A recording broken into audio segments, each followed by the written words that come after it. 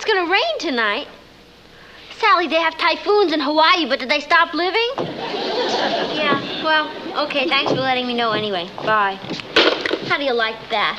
Sally's calling off the luau because of the weather. I heard the predictions for rain. That means I'll have to sit around here all night. What's wrong with spending a quiet evening at home for a change? I remember when I was a girl. Mom, please, not again with the covered wagon days. Well, we used to have some pretty good times on a rainy Friday night. Fire in the fireplace, popping corn, roasting marshmallows. Scraping buffalo hides. Hey, maybe Rich would like to take me to a movie tonight. I'll give him a jingle. Patty, you can't call him and ask him to take you. Mom, I'm not going to ask him. Richard may not be the greatest boyfriend in the world, but he has one redeeming feature. He can be conned. When you're through blackmailing, come help me with dinner. Okay. I think we'll have the rest of that corned beef tonight. Hi, Rich. Patty. I've been noticing lately you're getting very nervous. I think you should do something to relax. You know, like see a movie or read a good book. You what? You want to take me to a movie tonight? Richard, I can always count on you to come up with a great idea. 7:30. Check. Bye.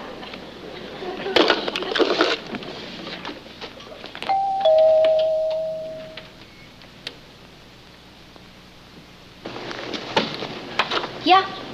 Pardon me, miss, but my car conked out on me, and I was wondering if I could maybe use your phone?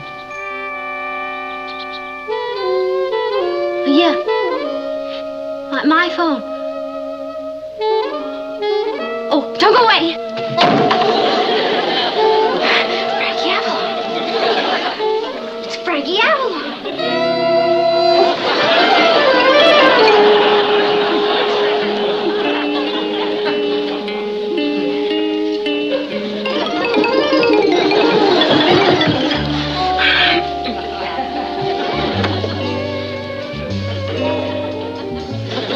Won't you come in? Thank you.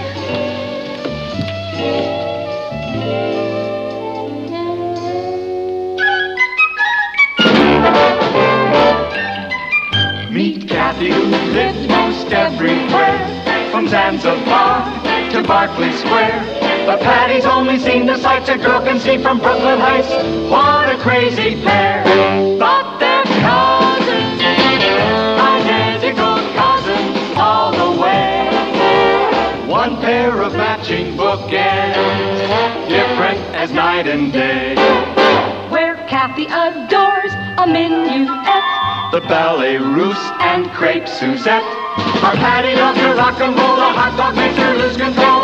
What a wild duet, still they're cousins, identical cousins, and you'll find they laugh alike, they walk alike, at times they even talk alike. You can lose your mind when cousins are two of a kind.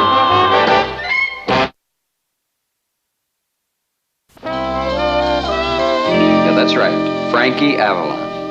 Right. Well, look, I'm scheduled on your 6:20 jet to Los Angeles. But I may not make it, so how soon can you put me on another plane? Who is at the door, Patty? No planes at all? Well, how come? Fogged in. Oh, that's funny. The sun's shining out here in Brooklyn. You're not taking off from Brooklyn, I see. Is it that pesky little boy from next door again? Well, how long do you think it'll be before I can get another flight? 4 or 5 hours? Patty, can't you hear me? Mom, it's Frankie Avalon here in person. Well, tell him to run on home. You have work to do. Oh, this number? It's 624-1098. Oh, look, I'll be leaving here soon. Right. Well, then, I'll tell you. I'll call you when I know where you can reach me, okay? All right, then. All right, thank you very much. Bye. Oh, brother, how do you like this mess? I love it. I mean, that's too bad. Patty, didn't I ask you to come out and help me? I'd like you to meet my mother, Mrs. Frankie Lane. I I'd like you to meet my mother, Mrs. Lane. Frank... Mom, this is Mr. Avalon. How do you do? How do you do? Oh, gee, I didn't know that it was you when I told you to run home. Oh, that's okay. A lot of mothers have told me that. Look, I'm awfully sorry for barging in on you like this, but, well, you see, my car... Oh, actually, it's not my car. It's a car I rented to see some friends of mine in Connecticut. But on the way to the airport, it kind of, well, just stalled on me and... Oh, well, look, my husband will be home soon. He can drive you to the airport. No, he won't. I mean, no, he can't. Because the airport's fogged in for hours. So I guess you'll just have to wait around here. Oh, no. Look, I wouldn't want to impose on you. I'll just call the car rental place and have him... No, it would take him days to get here. Hey, I know a groovy mechanic nearby. I'll call him, and he'll fix the car for you. And look, while I'm calling, you just go on and sit over there and make yourself at home. Relax.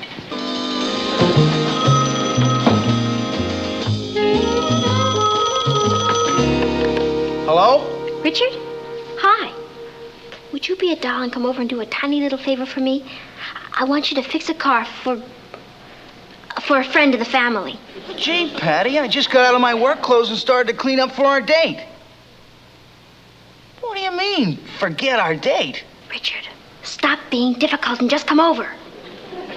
But don't hurry. But you just told... Hello? Hello? That was the mechanic. He'll be right over. Oh, thank you. Mother, don't you think Mr. Avalon would like some tea? Oh, good idea, Patty. Run and put the kettle on. Me? Mother, you know how terrible I am in the kitchen. I burn everything. Oh, all right. We certainly wouldn't want any burned tea.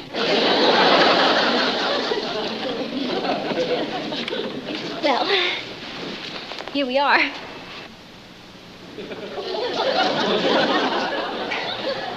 Look, Patty, I know you must have 1,000 things to do, so just... Oh, no. As a matter of fact, I just happen to have a free evening. And, you know, there's nothing I like better than a quiet, rainy evening at home, don't you? Hey, Patty! Don't go away.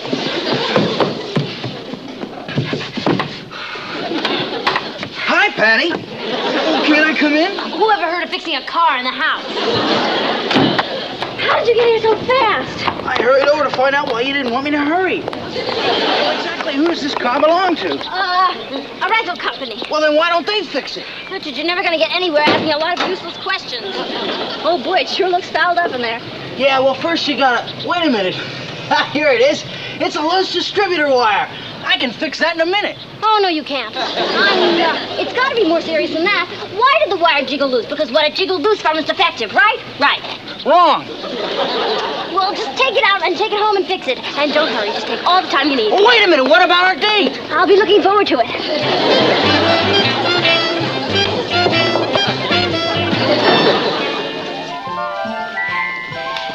That was the mechanic. Oh, good. Will it take him long? Well, he's not one of those fly-by-night mechanics. He's very thorough. He took some little thingamajig home to his shop to work on it. Oh, no. I should have called the car rental place and they Oh, would... well, it's too late now. It's done. Why don't we just sit down and relax? It won't take long. Hardly a couple of hours.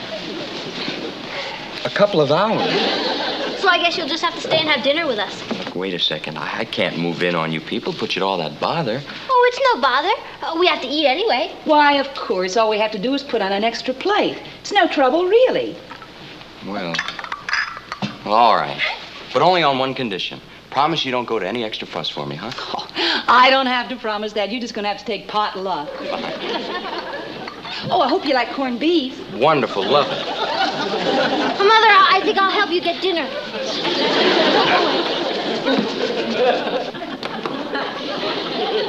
Now, look, this is perfectly good food, and I don't intend to waste it. Mom, he's a star. A Hollywood star. He probably eats lobster Commodore for breakfast. Thermidor. Oh, whatever it is. Certainly not leftover corned beef. You know, now that I look at this, there's not as much left as I thought. No. Maybe we had better have something else.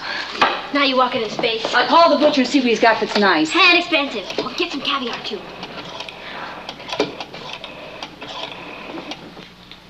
This is Mrs. Lane. Do you have any rock Cornish game hens? Wonderful. We'll need 6. And could you send them over right away, please? Thank you. Oh, that's great. He'll love those rock Cornish gamish things. Mom, now would you run next door and borrow Mrs. Marlowe's good silverware? Oh, Patty, I'm not going to put on airs just because he's a celebrity. Mom, he's not just a celebrity. He's Frankie Avalon. Please, I gotta get back in there. Please, Mom. For goodness sake. Our tableware is plenty good enough for us, but not for Frankie Avalon.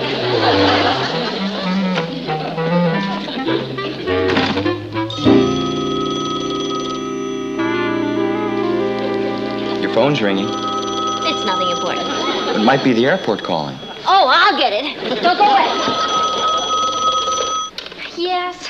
Hi, Patty. This is Roz. Listen, Gloria's having some of the luau kids over to her house tonight, and you're invited, so bring Richard. And I want to borrow back my orange pants, so I'll drop by and...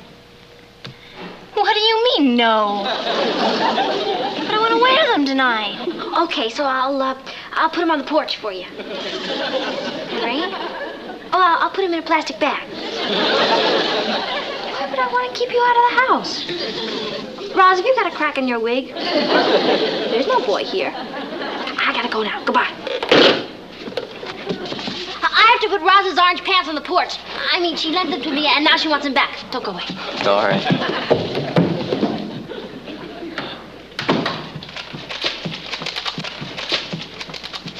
Man, you sure took care of Roz's pants in a hurry. I didn't know anyone was here. Frankie Avalon.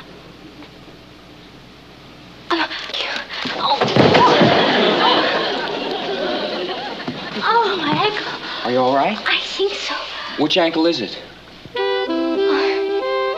It doesn't matter.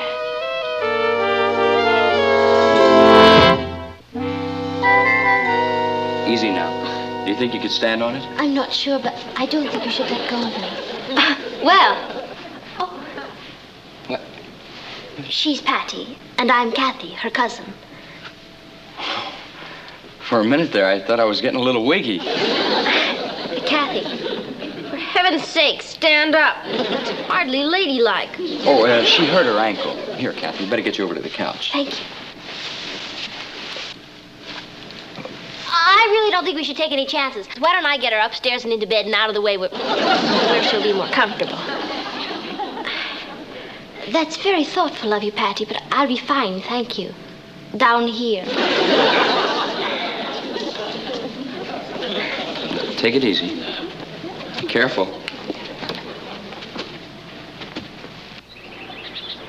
Boy, that guy.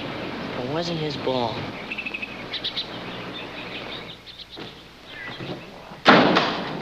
Lost another game. That stupid quarterback of ours. What a... Oh, Ross, this is Frankie Avalon. Hi. Hi. Hi, Tommy. 4th down. 37 yards to go, and he calls for a quarterback sneak. Oh, an afternoon.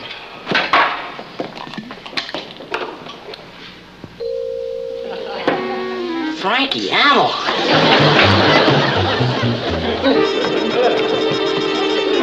It is you. Yeah. Oh, Ross, flake off.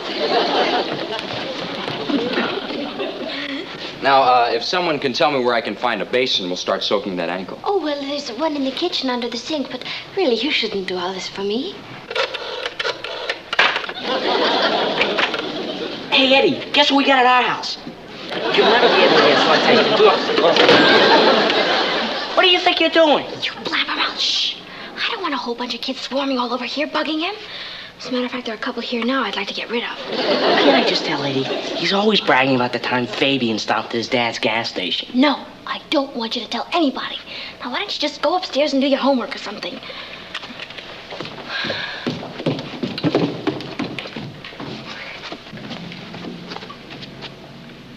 Where'd he go? He's in the kitchen. Imagine. Frankie Avalon taking care of me. Yeah.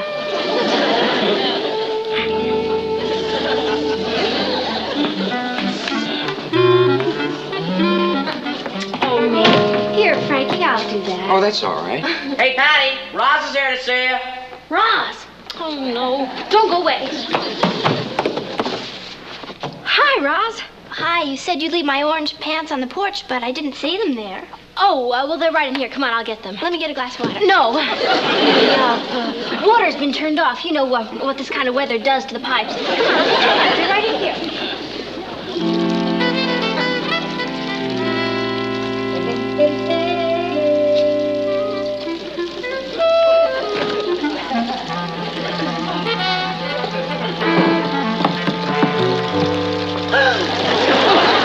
What are you doing in here? I mean... Kathy sprained her ankle a little, and we're trying to keep the swelling down. Oh, well, for heaven's sake, you shouldn't be doing that. Where's Patty? She's, whoops. Oh, no, it's that thing leaking again. My husband just fixed it last week. Oh, don't you get down there. You'll get sopping wet. But maybe I can fix it. You got some wrenches? Well, yes, but don't you do that. I'll call the plumber. We may be flooded by then. I think you better get some wrenches. Well, all right.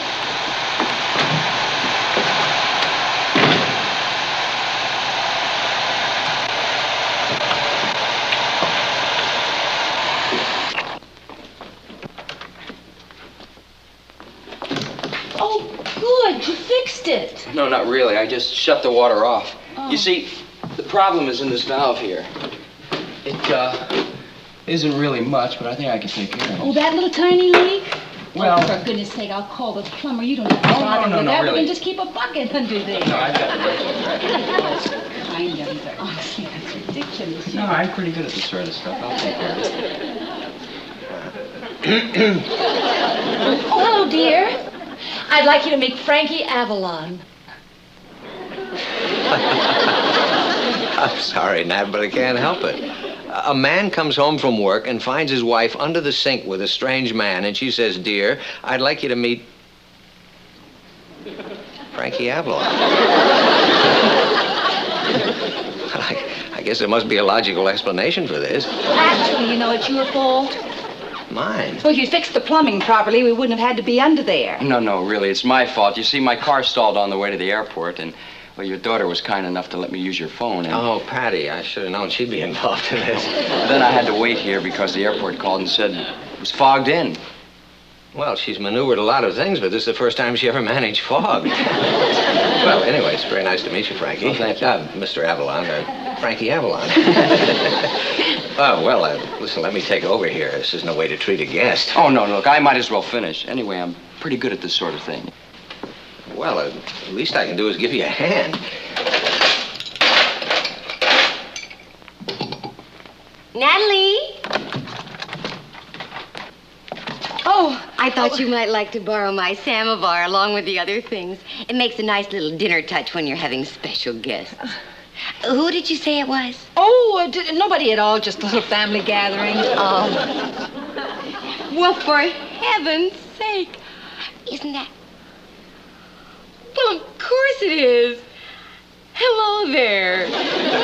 Hi. I watch you all the time on TV. Oh, thank you. Wait till I tell Marvin I saw Frankie Lane. Oh, no.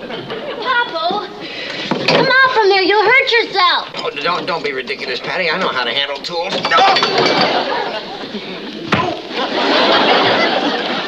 See, I told you. Oh, you better go put some antiseptic on that right away. Yeah, I guess I better. What do you want me to do? Take this wrench. All right, now. Clamp your Yes. wrench next to mine. That's it. And pull in opposite directions. Couldn't we pull in the same direction? We could, but we'd never get this job done. Oh, yeah. Hey, Patty, Richard's here. I'll be right back. Don't go away.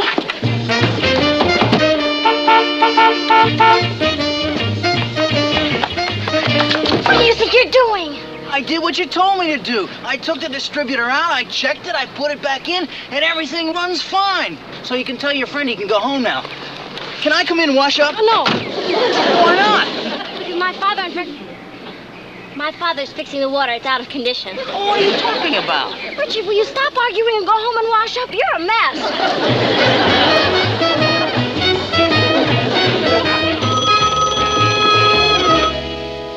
Hello?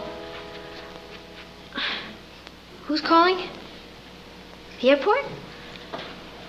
Which Mr. Avalon did you want to talk to? Is that the airport? Just a minute. Here he is. Oh, thank you. Hello? Yes, speaking. Oh, good. How soon? Oh, sure, I can make that. Right, thank you. Well, the fog's lifting and my plane takes off in 45 minutes. I can just about make it if I hurry. Oh, the car, Patty. What about the car? It's fixed. Oh, how can I ever thank you? That's okay.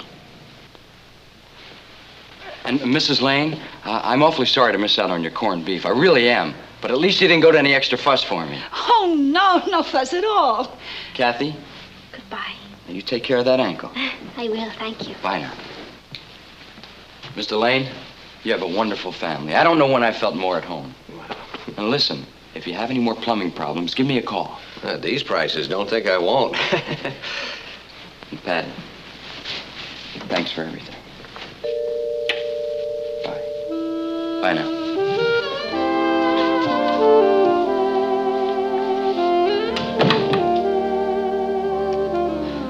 Well, if anybody's still interested in Cornish game hens by silver candlelight, you better go wash. Wash? I'll never wash this cheek again as long as I live.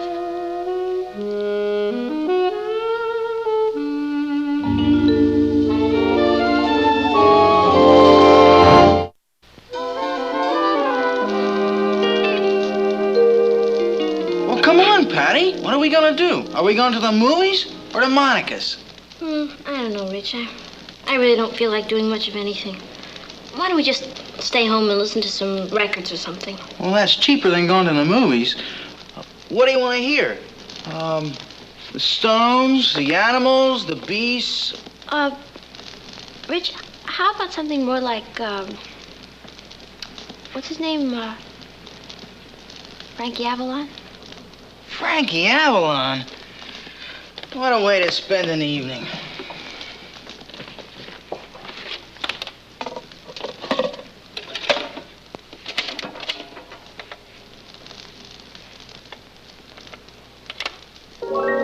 These are the good times while we are young. No chance untaken, no song unsung. These are the good times. Life goes your way, loving each moment of each new day.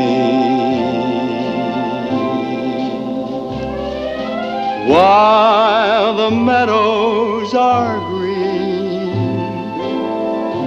free as the wind are we, sharing a dream,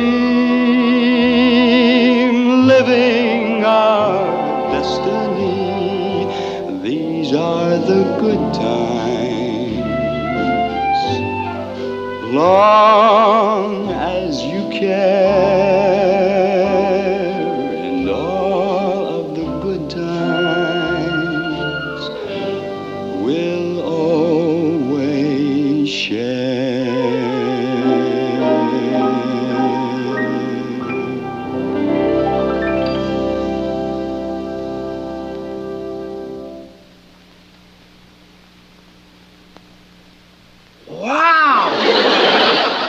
What? You never kissed me like that before.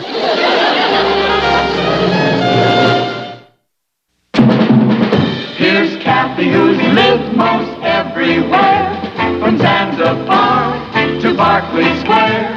The Patty's only seen the sights a girl can see from Brooklyn Heights. What a crazy pair, but they're cousins.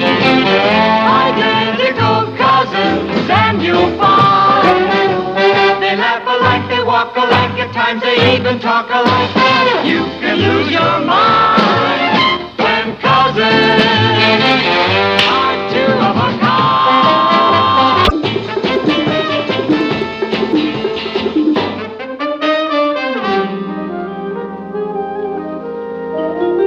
Good morning. Hello. I'm Mrs. Lane. My daughter Patty is Dr. Fenneman's patient. Oh, yes. Dr. Morgan will be with you in a moment. Won't you sit down? Thank you. Would you relax and stop worrying? I'm not worried, Mom. I'm just embarrassed. Having your tonsils out at my age. The kids at school think I'm some kind of nut. It's just embarrassing. For goodness sake, Patty. Besides, if I take time out from school, my work will suffer. You can make it up. How can you make up missing a class dance? Mom, can't I have them out later when it's more convenient? Like when? During finals would be more convenient. Besides, there's nothing wrong with me. I just have a silly sore throat. Would Dr. Fenneman send you to a surgeon if it was just a little sore throat? It's tonsillitis. Mom, you're making a big deal over nothing. It hardly hurts at all. Mrs. Lane?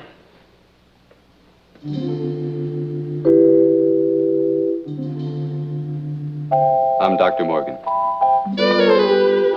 How do you do? This is Patty. How do you feel? Patty. Patty Lane. How's your throat? Oh, it's awful. Simply excruciating. Maybe you better go inside and I'll take a look at it. Thank you.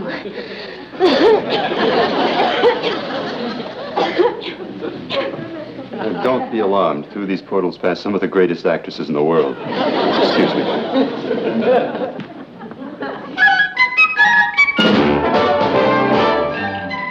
Meet Kathy, who's lived most everywhere, from Zanzibar to Berkeley Square.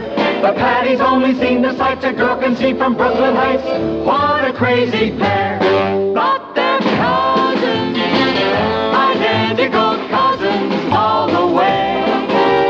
One pair of matching bookends, different as night and day. Where Kathy adores a minuet. The ballet russe and crepe Suzette. Our Patty loves to rock and roll, a hot dog makes her lose control. What a wild duet. Still they're cousins, identical cousins, and you'll find they laugh alike, they walk alike, at times they even talk alike. You can lose your mind when cousins are two of a kind.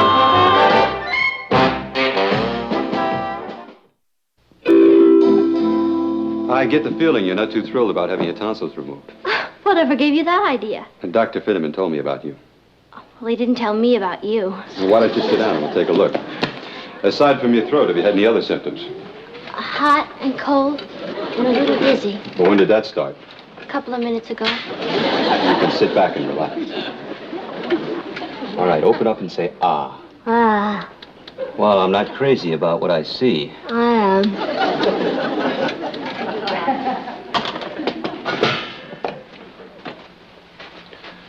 You can close your mouth now. How old are you, Patty? You mean chronologically? Well, Actually, I could have gone to college this year, but my parents didn't want to push me. Most people think I'm a lot older than I look. okay, I'll put down she's older than she looks. You're very sweet.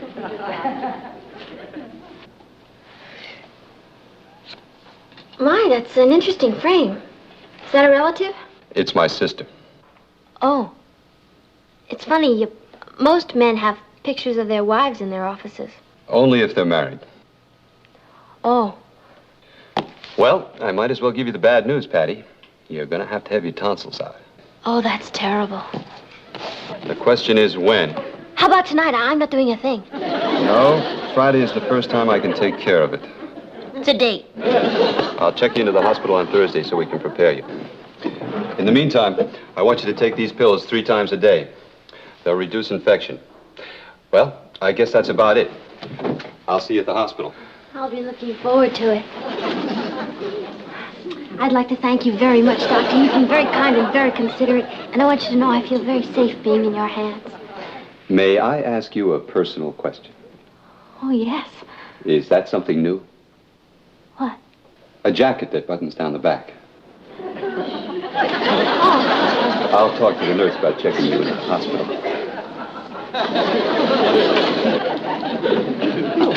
These came from the boatyard, Doctor. Is this the boat you're thinking of buying? What do you think of her? She's cute. Cute. I think she's a beauty. Isn't she kind of small? She's as trim as they come. Great lines. It's what I've always dreamt of.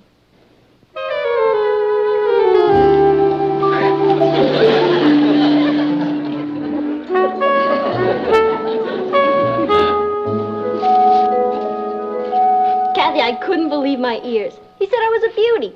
Trim, with great lines. Patty, are you sure you didn't misunderstand?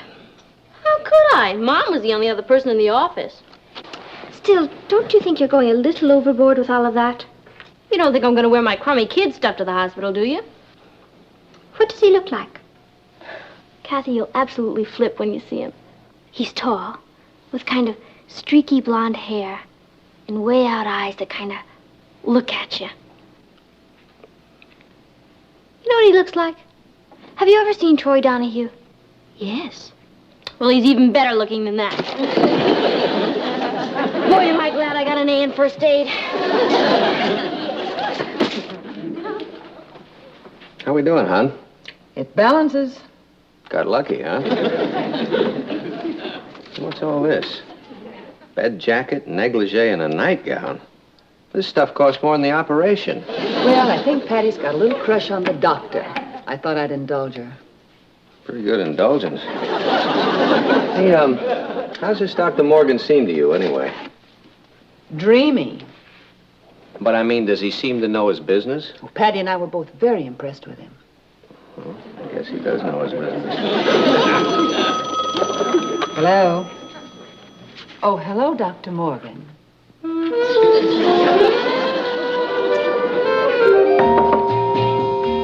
Hi.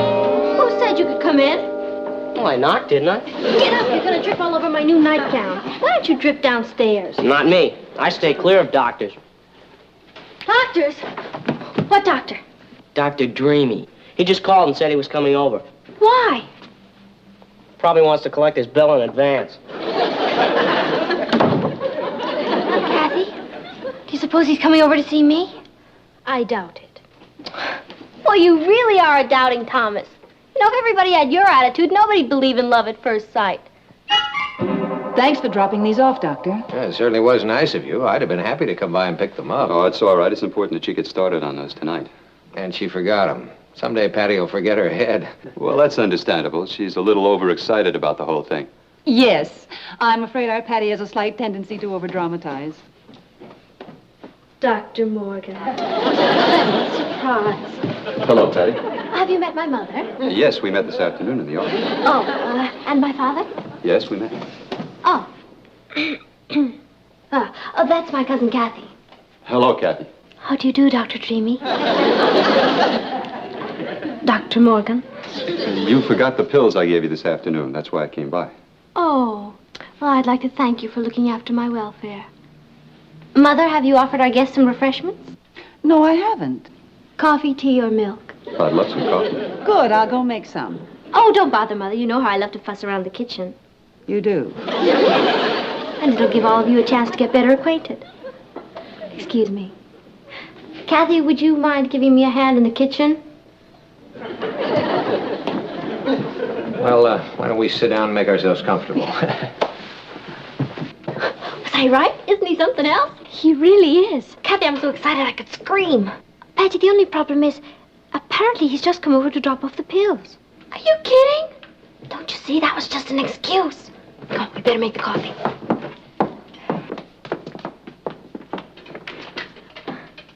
How do you like her? She's a beautiful model. Yeah, it's a model of a boat I used to race on. Oh, really? Mm-hmm. Maybe you could give me your opinion. I was thinking of buying this sloop. Isn't she a beauty? I can understand why you were carried away. I saw her just once, and I couldn't forget her. Everything all right, girls? Yeah, everything's fine. Well, what do you say, Kathy? Pat, you're the luckiest girl alive. I know. Oh, boy. I hope that's not Richard. Hi, Mr. Lane. Oh, hello, Richard.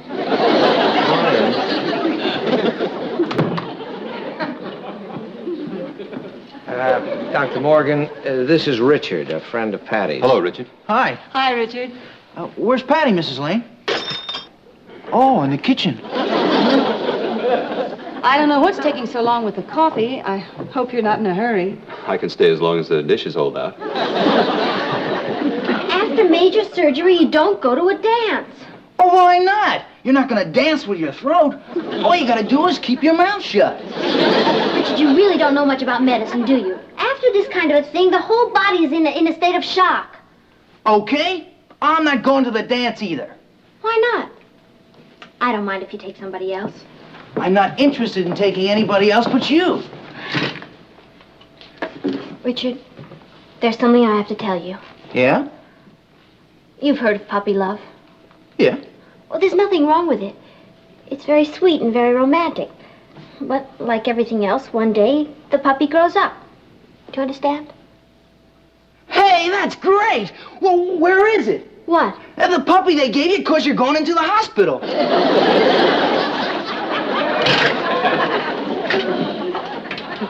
Richard, you saw Dr. Morgan, didn't you? Sure, in there. Right. Now, I only just met him. But sometimes when two people meet, zap, it happens. It's a matter of chemistry. Do you know what I mean? He's a chemist? I thought he was a doctor. I think you'd better stop beating around the bush. Richard, in the short time I've known Dr. Morgan, I've grown very fond of him. And it certainly seems vice versa. That guy in there? You're kidding. He's a very distinguished surgeon. He's an old man is what he is. Of course you're hurt now. But one day you'll get over it and you'll realize that this whole thing is bigger than both of us. And in the meantime, you've got to do me one favor. What? Go home.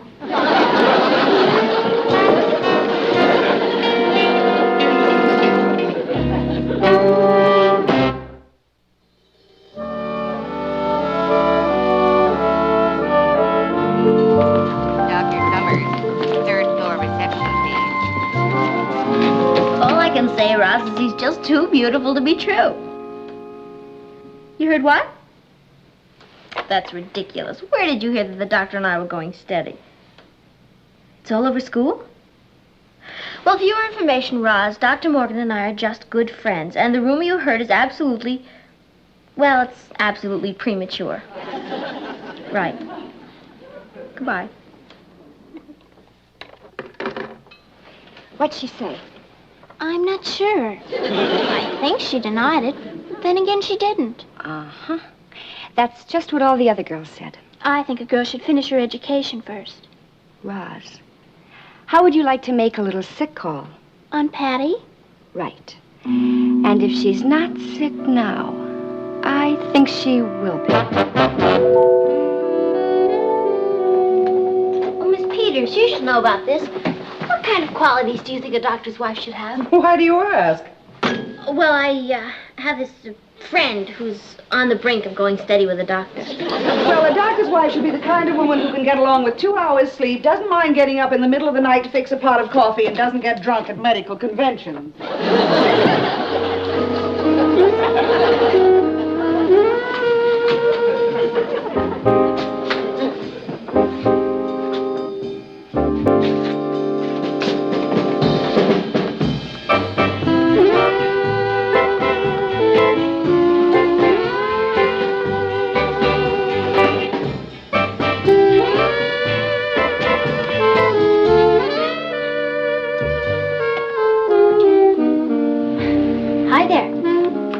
What are you doing out of bed? Oh, it's been so long since I've seen you. I just left you half an hour ago. Oh, was it that recently?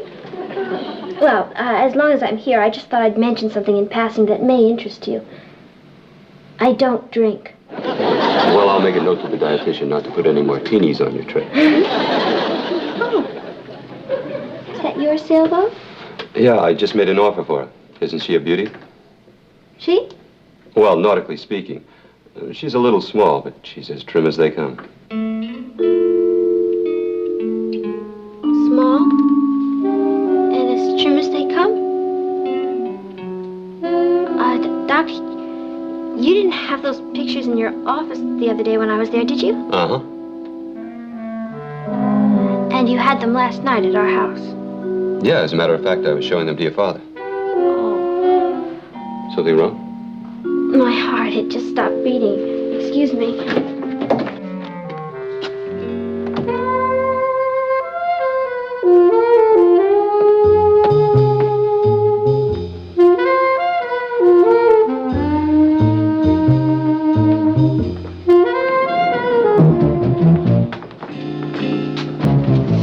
Her room number's 215. It's got to be right over there. Patty!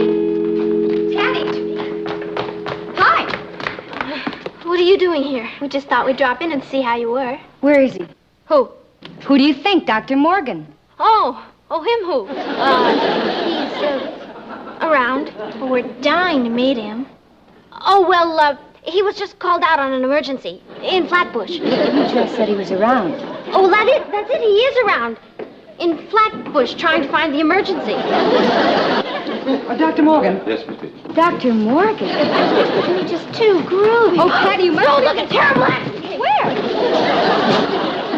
Calling Dr. Paisley. Calling Dr. Paisley. I'll get this one, Joe. You get room 203.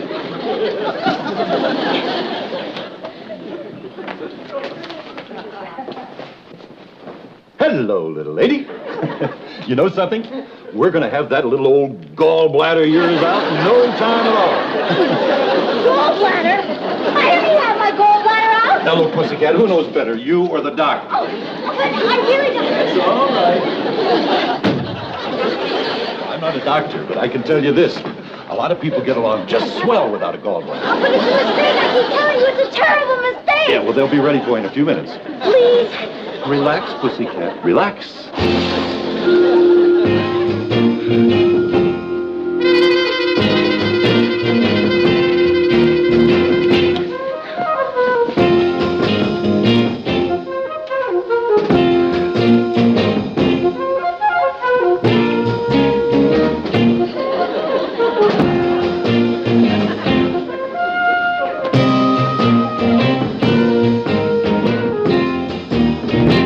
Scrubbed up yet? What are you waiting for, an engraved invitation?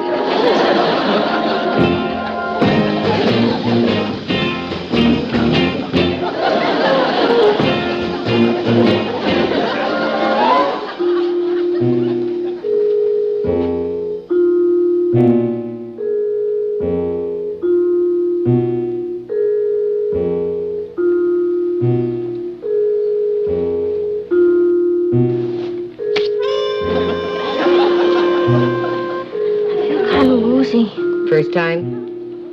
Clamp your teeth together.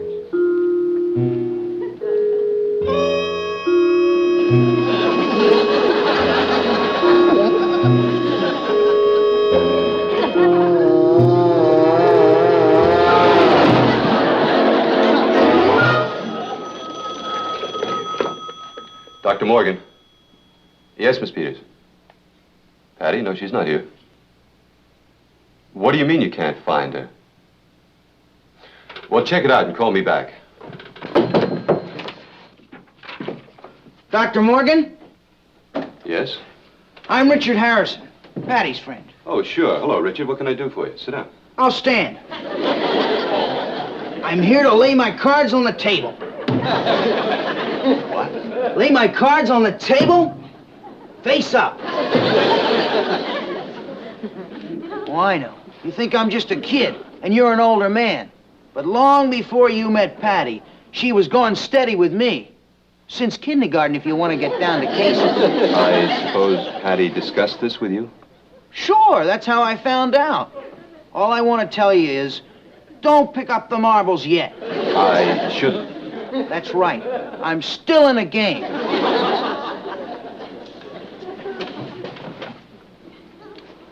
Richard, I didn't know about you.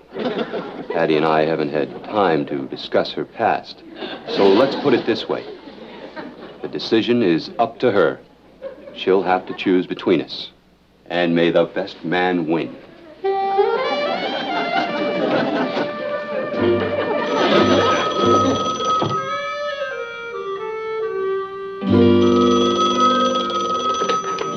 Dr. Morgan. Yes, Miss Peters. You found her where?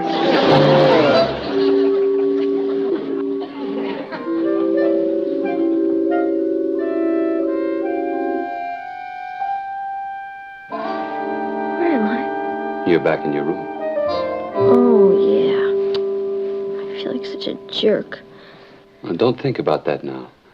Just think about how happy we're going to be. We are? Was all that about the boat just a dream? No, I'm buying the boat. But just think of all the wonderful hours we'll spend on it together alone. Would you like that? Mm-hmm. I can see you now on the deck, the wind in your hair, salt spray on your face, and at night, the moon watching down at us. Are you happy? Happy? I'm the happiest girl in the whole world.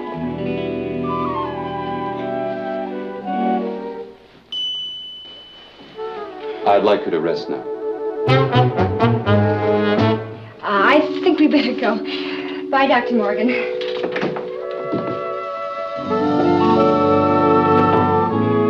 Oh, how can I ever thank you, Doctor?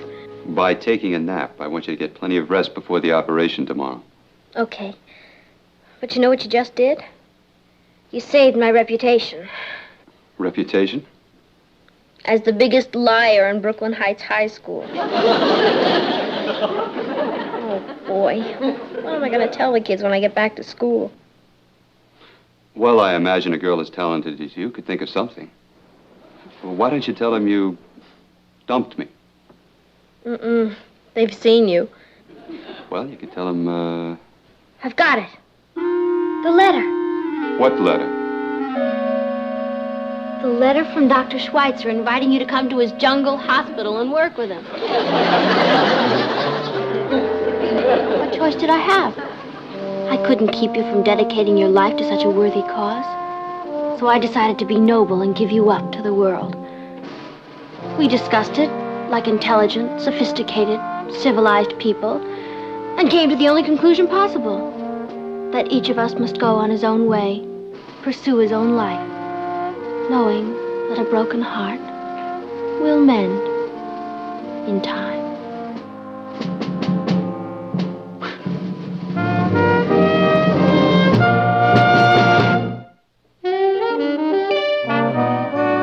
No, he's going to take them out this afternoon. But from now on, it's purely a professional relationship. Of course I could wait for him, but who knows when he'll get back from the jungle. Let's face it, Ross, he's no kid now. Oh, by the way, Ross, whatever you do, don't mention a word of this to Monica. It's just between you and me. Okay? Bye. Well, let's see what other blabbermouth I should call. Hi, Patty. Hi, Rich.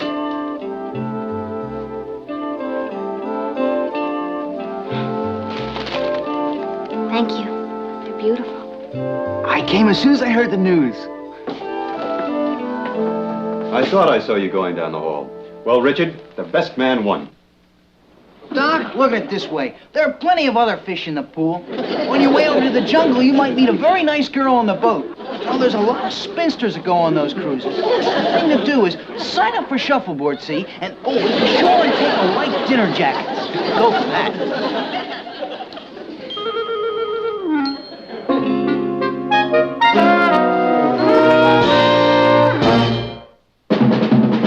Here's Kathy, who's lived most everywhere, from Zanzibar to Berkeley Square. The from Brooklyn Heights. What a crazy pair. But they're cousins, identical cousins, and you'll find they laugh alike, they walk alike, at times they even talk alike. You can lose your mind when cousins are two.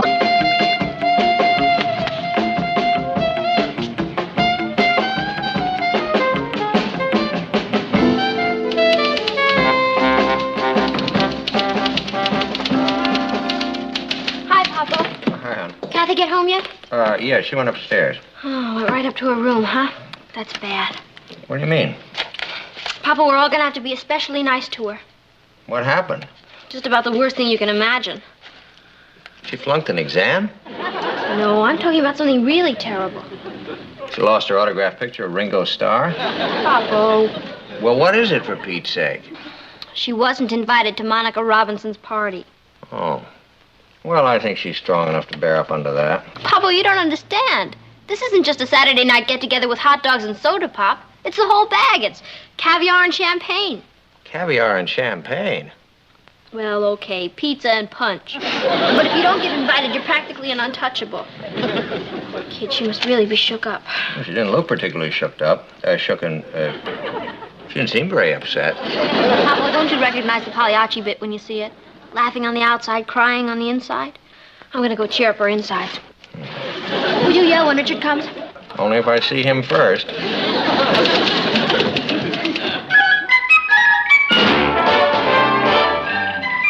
Meet Kathy, who's lived most everywhere, from Zanzibar to Berkeley Square. But Patty's only seen the sights a girl can see from Brooklyn Heights. What a crazy pair. But they're cousins, identical cousins all the way. One pair of matching bookends, different as night and day. Where Kathy adores a minuet, The ballet russe and crepe Suzette. Our Patty loves her rock and roll, a hot dog makes her lose control. What a wild duet, still they're cousins, identical cousins, and you'll find they laugh alike, they walk alike, at times they even talk alike. You can lose your mind when cousins are two of a kind.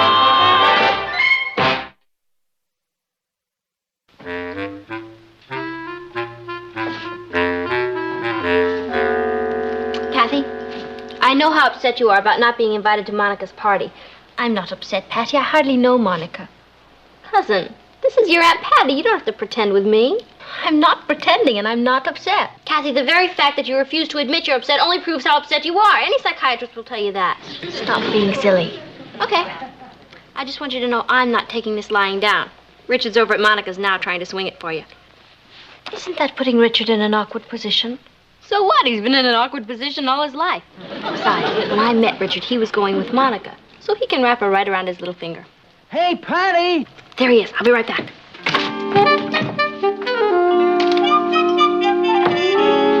Hi. How'd you make out? No sweat. Monica said she'd love to have Kathy come over. Oh, that's great.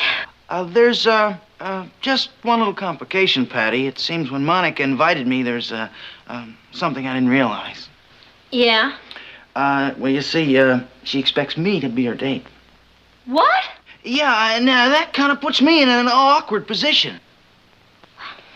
That's okay, Richard. I understand. You do? Really? Oh, sure. You go ahead to the dance and have a good time.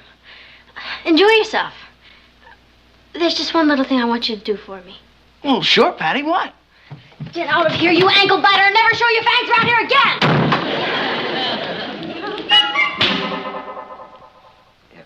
Look, I'm sorry, Richard, but she won't come to the phone. I told her it was vitally important, but she said... Well, let me put it to you this way, Richard. I'm afraid you're involved in the Cold War, and you'd better think of this phone as the hotline. I mean, use it only for something important, like World War III. Right. Goodbye. Martin, do you think I ought to go up and talk to her? She said she just wants to be alone. She didn't have any dinner. She's upstairs just moping around. I really think we ought to do something. Natalie, when the Greta Garbo virus strikes, you just have to give it time to wear off. But Martin...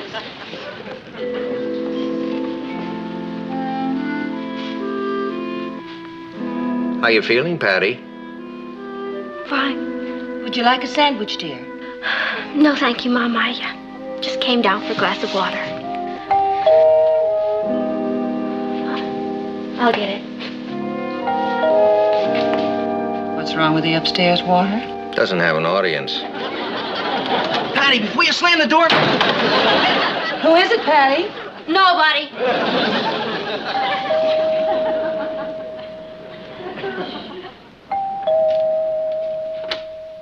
What do you want, Richard Arnold? Richard Arnold? Benedict's brother. Patty, will you please open the door? I've got some great news for you. You taking me to Monica's party? Well, no, but...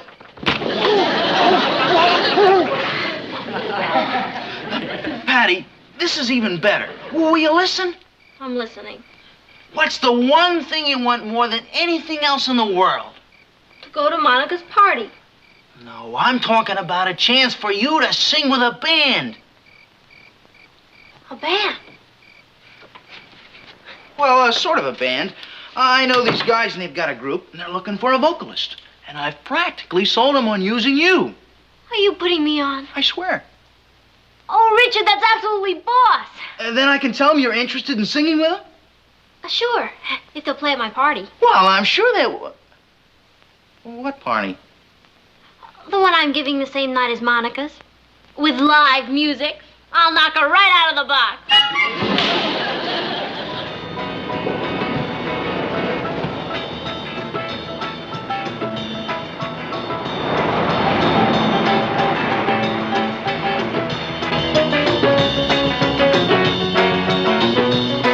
Hi, Nat. Hi, Nat. Hi, dear. Yeah. Why don't you ask the girls to turn that down? I could hear it a block away. I'm afraid that can't be turned down.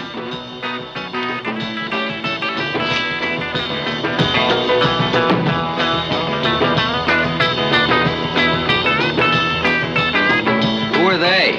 The Shin Dogs. I don't care what's ailing them. I just want to know who they are.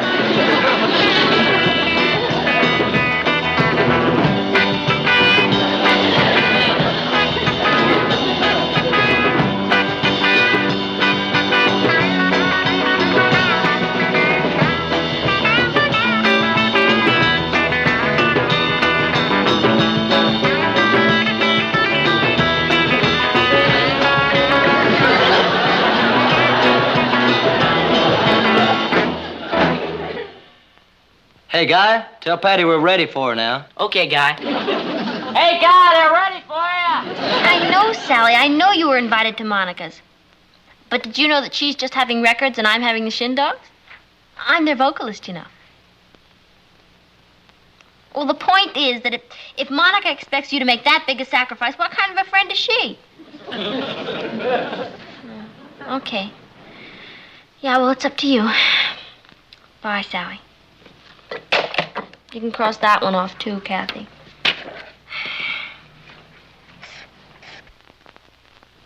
Will you make the rest of the calls while I go down and rehearse with a group? All right, Patty, but it really doesn't seem much use.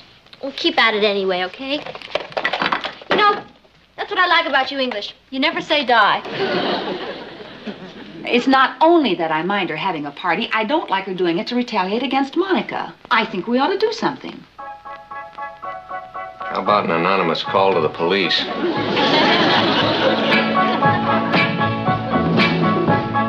must be growing up. I'd like to run and hide.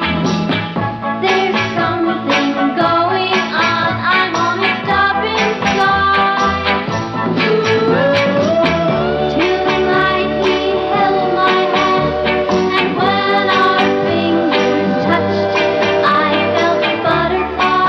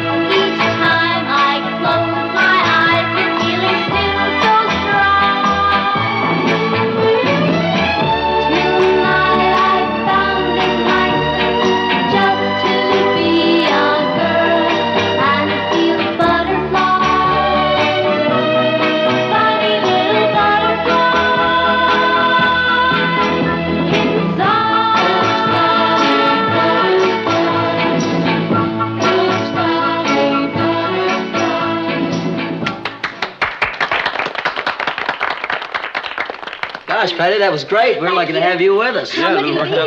Welcome to the Thank you. club. Thank She's you. really great. Yeah, that's really outside. Patty.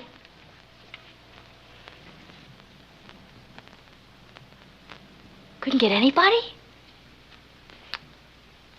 Wait a minute. Excuse me.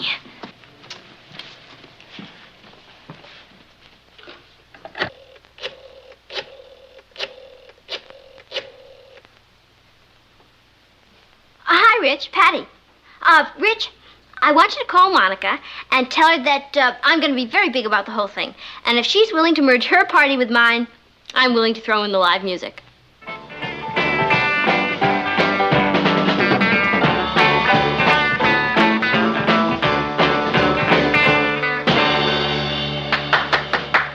Patty, you found out which party we're going to play at?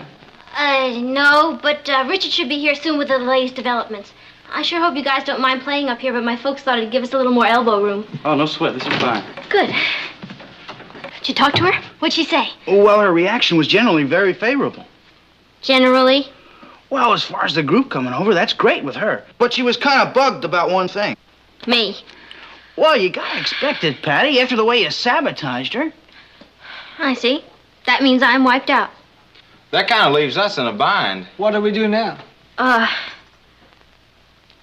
I'll tell you what you're going to do, fellas. You're going to go to Monica's and play the best you know how. But, Patty. Well, don't you see, fellas? This is the break you've always been waiting for. I mean, everybody who's anybody will be at Monica's. Student council members, class officers, people who make decisions. I'll bet they even ask you to play at the prom. And then there'll be no stopping you. Nightclubs, movies, television. And when you're up there, fellas, I just want you to remember the little girl in Brooklyn Heights who didn't want to stand in your way. But what about you? Me? Forget about me. I really don't count. I'll get along. We're going to do the only decent thing. You are? Yeah. We're going to go to Monica's and play the very best we know how.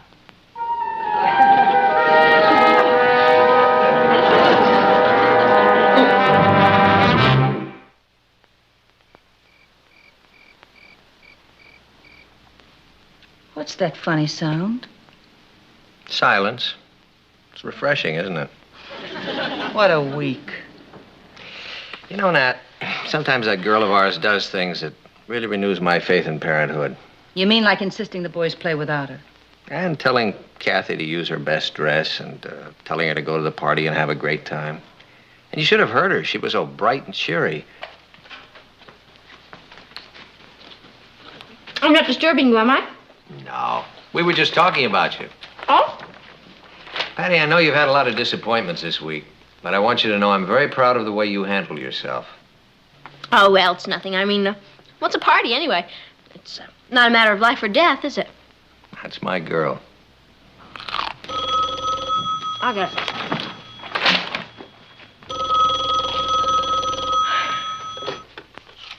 Hello? Hi, Richard. Aren't you at the party? Well, I probably shouldn't tell you this because it'll upset you. But if I don't tell you, it might upset you even more. Will you stop being so mysterious? What is it? Well, there's an uncle of Monica's here at the party. And somebody told me he's owner of the Howard Record Company. You mean a company that makes records? What else? Oh, Richard, I'll never forget you for this. Well, what are you gonna do, Patty? Never mind. Just put Kathy on the phone.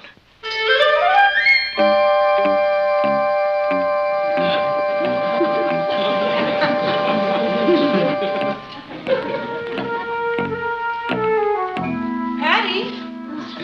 Hi. Where are you going, dear?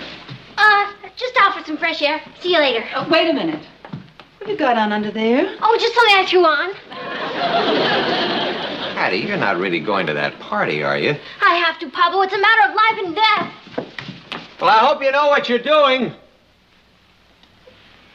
'Cause I sure don't.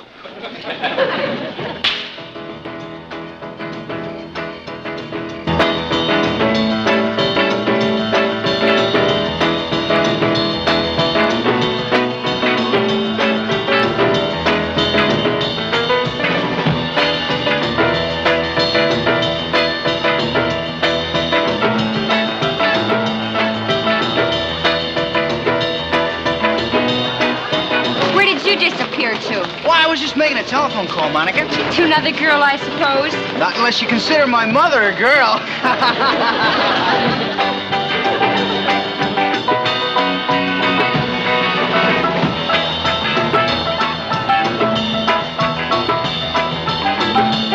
My, but it's warm. How about going out to my car? It's air conditioned. No, thank you. I don't like dancing in cars.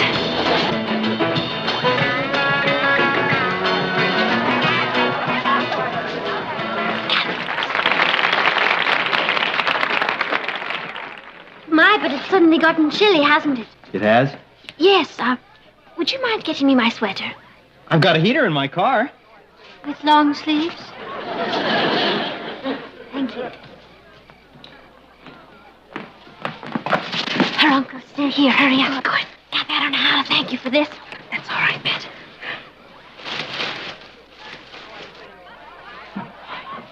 Kathy! Here I am. Got your sweater? Oh, thank you. Would you be a dear and get me a cold drink? I thought you were chilly. It just warmed up.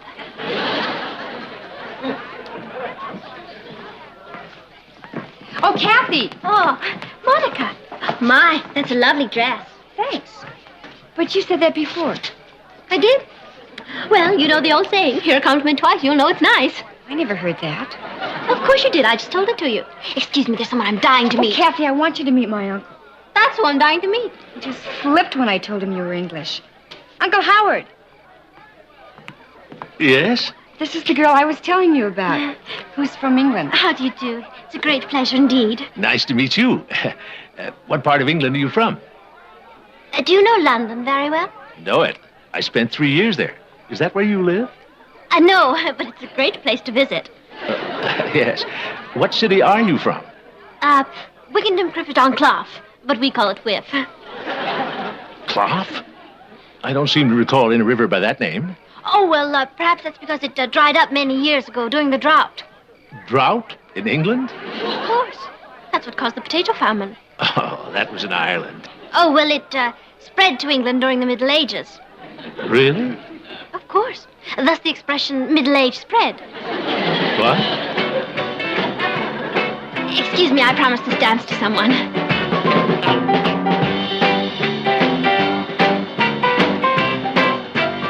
Richard, there's something funny going on around here. Where? I like a good laugh. A piece of pizza? No, thank you. Hey, Monica, is the Howard Record Company a big outfit? It's listed on the stock exchange. No kidding. Oh, I just asked because I haven't seen any of their records. Records? My uncle's in the hot dog business. But Everybody makes that mistake because his name is Howard Record. Howard Record? Holy moly! Excuse me, Monica. I have to talk to Patty. What? I mean, Kathy, about Patty. Ladies and gentlemen, it's with great pride that we present the debut of our new vocalist, Miss Kathy Lane.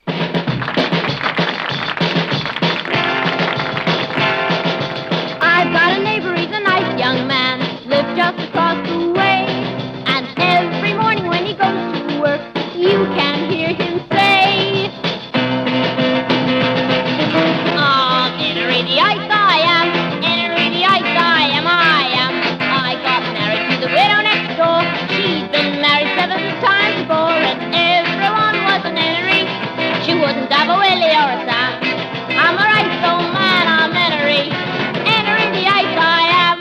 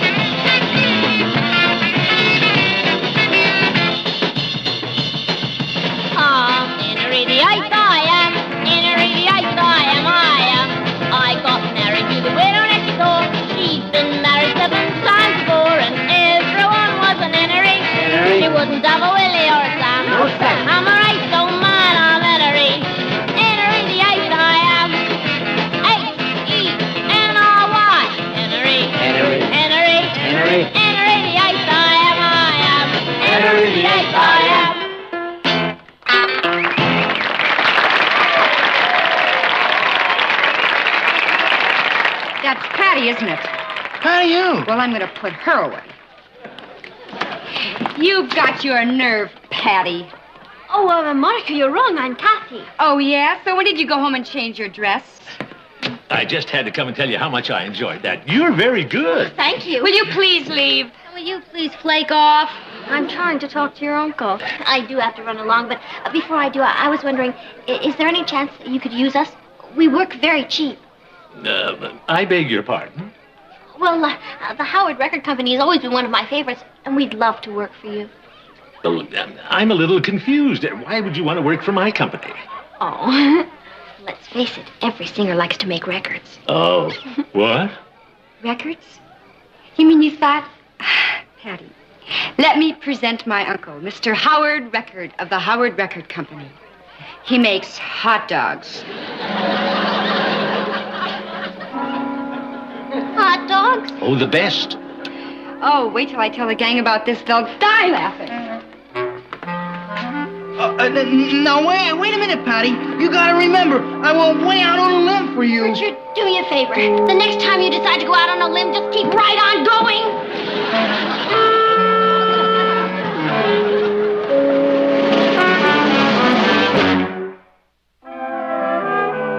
Well, let me know what comes up. Right. Oh, good morning, Patty. Morning, Papa. Say, do you have a minute? I'd like to talk to you. Okay. In here or in the den? What's the difference? Oh, I just want to know if it's going to be a long or a short lecture. It isn't going to be a lecture, hon. It's just going to be a chat. Oh. Let's sit down. If it's just a chat, can't I stand up? Sit down. It's a lecture.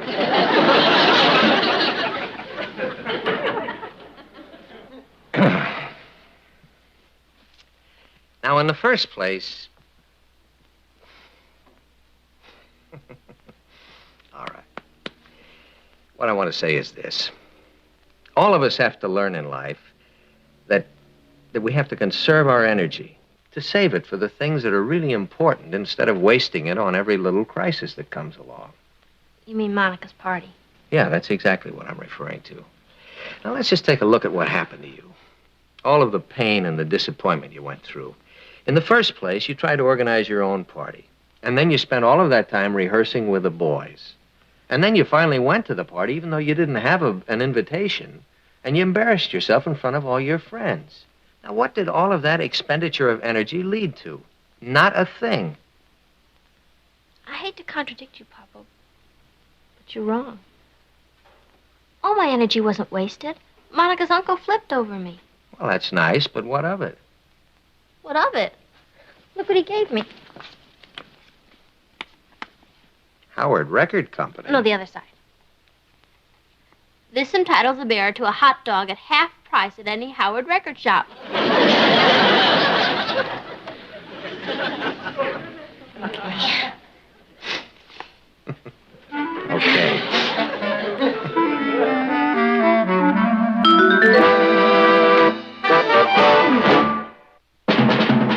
Here's Kathy, who's lived most everywhere, from Zanzibar to Berkeley Square. The Patty's only seen the sights a girl can see from Brooklyn Heights. What a crazy pair!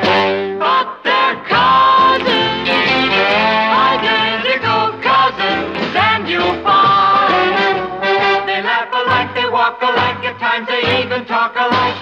You can lose your mind when cousins are two of a kind. Invented a new capsule. I'm about to send it into space. It's pretty funny for a mother. You know who's a good cook, too? Richard's mother. Well, not as good as you, of course, but who is? Thank you. She's a nice woman, Mrs. Harrison, isn't she? Oh, she's very nice. You know something? I'll bet if you and Papa had to go out of town for, say, a week, and you couldn't take me with you, I'll bet she'd invite me to stay with them. Probably. Mrs. Harrison is a very kind-hearted and generous woman. Mm-hmm. The only other person I know who's more kind-hearted and generous is you. That's why when I heard Mr. and Mrs. Harrison were going out of town for a week, I invited Richard to stay with us. Now, just a done Mom, you yet. can't go back on your promise. What promise? I gave Mrs. Harrison your word that you'd love to have Richard stay with us. You gave my word? Mom, when a woman as kind-hearted and generous as Mrs. Harrison would let me stay in her house for a whole week, the least we can do is reciprocate.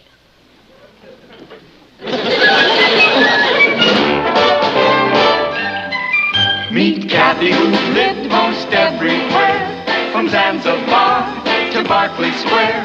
But Patty's only seen the sights a girl can see from Brooklyn Heights. What a crazy pair! But they're cousins, identical cousins all the way. One pair of matching bookends, different as night and day. Where Kathy adores a minuet. The ballet russe and crepe Suzette. Our Patty loves her rock and roll, a hot dog makes her lose control. What a wild duet! Still they're cousins, identical cousins, and you'll find they laugh alike, they walk alike, at times they even talk alike. You can lose your mind when cousins are two of a kind.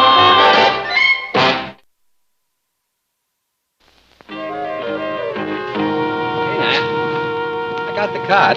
Oh, good. The Kentners had an extra blanket. Now, let me ask you something. Do you really think it's a good idea, Richard staying with us? Who had a chance to think? I was so dazzled by your daughter's logic, I was happy to quit while I was ahead, before she talked me into adopting him. We can blind you with footwork. Oh, well, it'll all work out. It's only for a week. Hi, Mrs. Lane. Hi, Mr. Lane. Hello, Richard. Patty, Richard's here. Well, welcome to the harem. Harem? That's a good one. That's because there's so many women around, huh? You get a wonderful sense of humor, Richard. It'll be a real joy having you here this week. Hi, Rich. Hi. We got you set up in Ross's room. Hey, that's great. No, let me help you with that, Joe. What do you got in that thing? Oh, just some clothes, my shaving equipment, and my weights. Weights? Yeah, for developing his muscles. Thanks. I knew they weren't for developing his mind. Don't worry about these weights, Mr. Lane. I'll be as quiet as a mouse with them. Sure.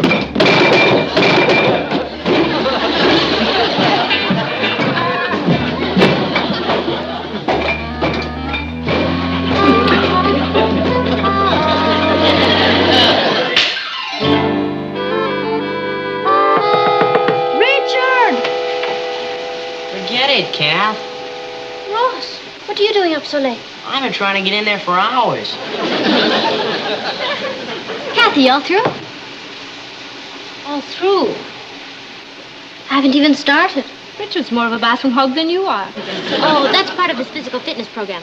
First he takes a cold shower to stimulate his blood, then he takes a hot shower to calm him down, then he takes a cold shower to tone up his muscles, then he takes a hot shower to make him sleepy. You're joking. No. What's wrong with a person wanting to be clean? Well, nothing.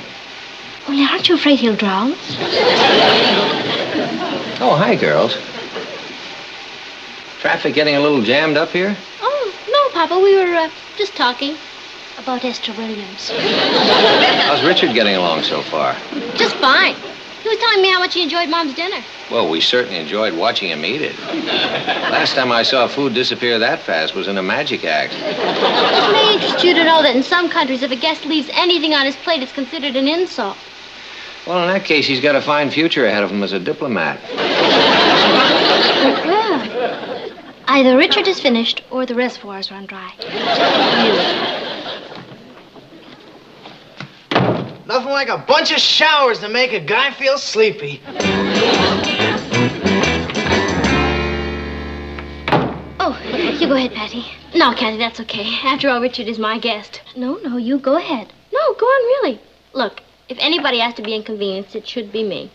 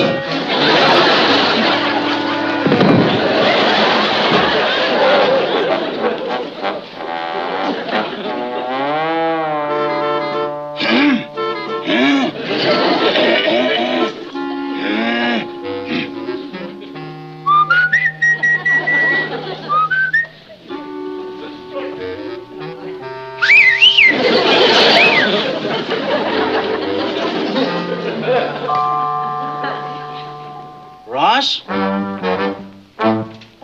Ross?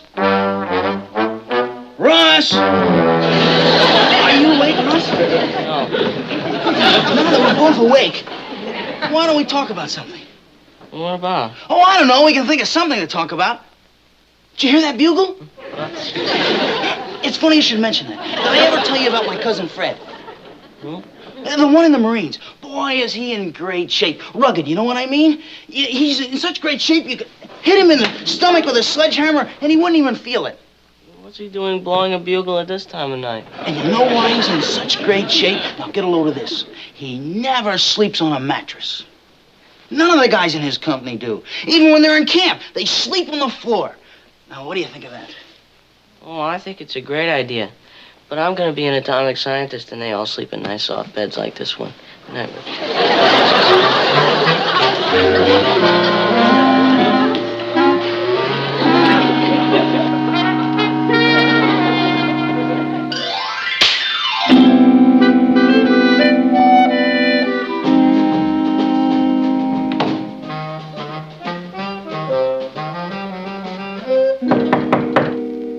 Okay, you sleepyheads, you better get with it. You're gonna be late for school. What's that? Where? Either the house is on fire or Richard is awake. Wow, sure makes a good alarm clock, doesn't it? Oh, yes. Every night before we go to bed, we can wind him up, pull out his tongue, and he'll go off at the crack of dawn.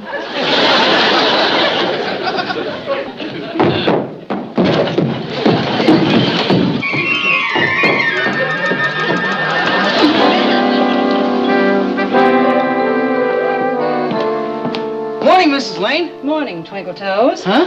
What would you like for breakfast, Richard? Oh, don't go to any trouble for me. Just some juice and milk will be fine. Don't be silly. I can't send you to school on an empty stomach. How about some hot cakes? Batter's ready. Well, if it's ready, I wouldn't want it to go to waste.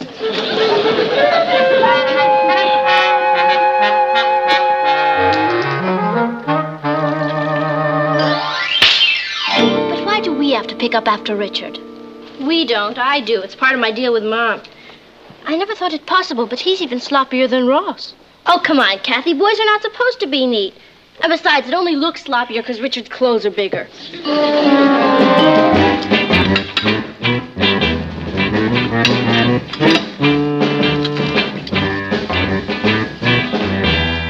Boy, Mrs. Lane, I sure love those hotcakes. But the bacon and eggs were great. Well, I'm glad we didn't have to worry about them going to waste.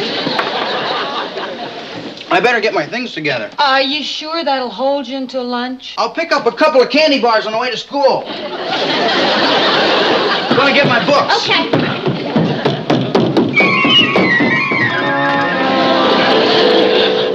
Morning, Mom. Boy, would I like some hotcakes. I'm sure you would. Good morning, Aunt Natalie. I'd like some bacon and eggs. They smell delicious. I'm afraid the smell is all you get, Kathy. Richard didn't leave much else. Oh, well, that's a great compliment, Mom. It shows how much he enjoys your cooking. Oh, believe me, I'm flattered. But until I can stock up again, why don't you two have breakfast out this morning? It'll make a nice change. All right, thank you. Don't bother giving me any money, Nat. I'll eat breakfast here. Guess again, Mr. Hubbard, the cupboard is bare. Richard? It was like an invasion, the appetite from outer space. That's not fair. Richard's a growing boy. He burns up a lot of energy. Say that again. Good morning, Mr. Lane. Are you gonna be long, Patty? No, we're ready right now. Oh, you kids sure ate fast. Well, let's go. Have a good day. Goodbye. Isn't he too much? I mean, now, where else are you going to find a house guest like that? Bye.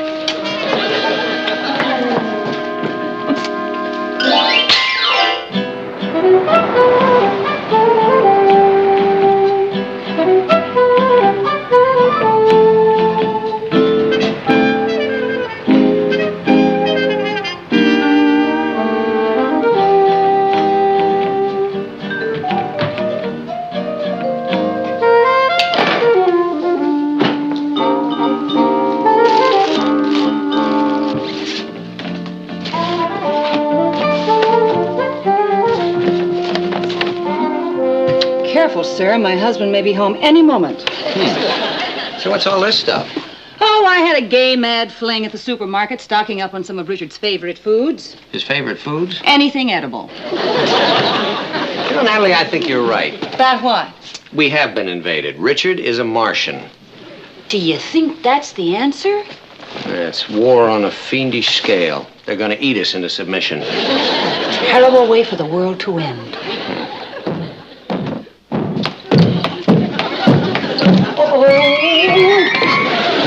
I'll get him to stop. Richard, will you please? I'll get him to stop, Papa.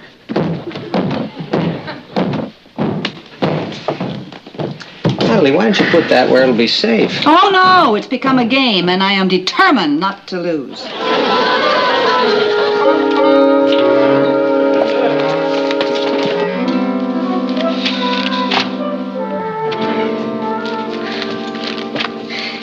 See?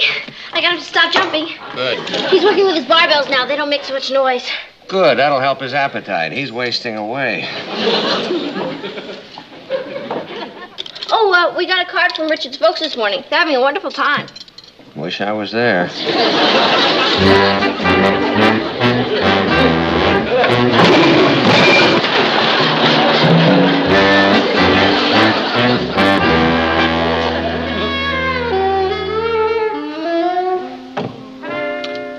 Well, let's just say I lost the game.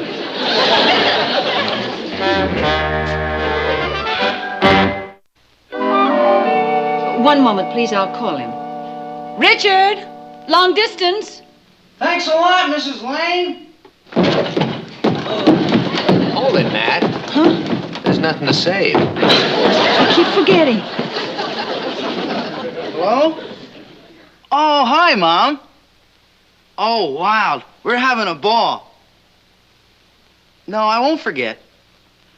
When are you coming home? Well, I want to warn you. You may not be able to get me back.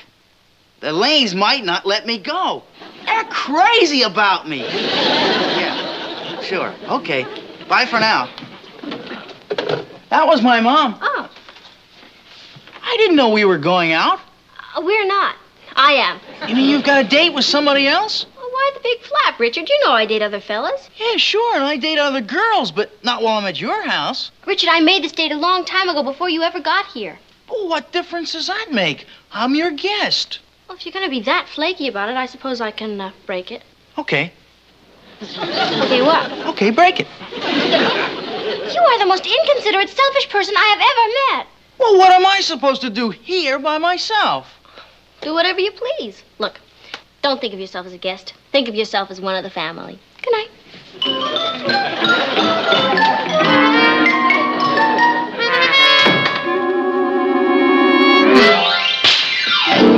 I mean it, Freddie. If you like poetry, you'll absolutely flip for this book. It's a collection of the lyrics from all the Beatle albums. It's...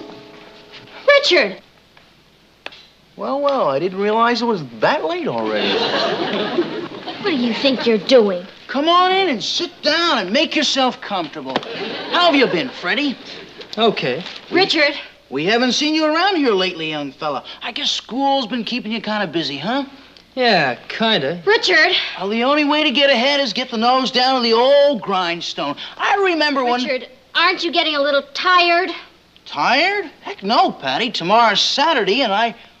Oh, you two want to be alone.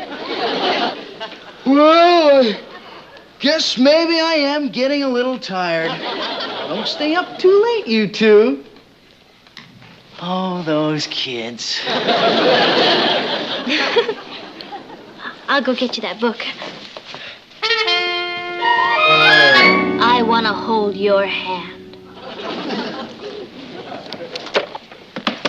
You know, Freddie, it's so refreshing to meet someone who digs intellectual. Well, you know, most of the girls I meet, they're interested in stuff like, well, fluff. Yeah.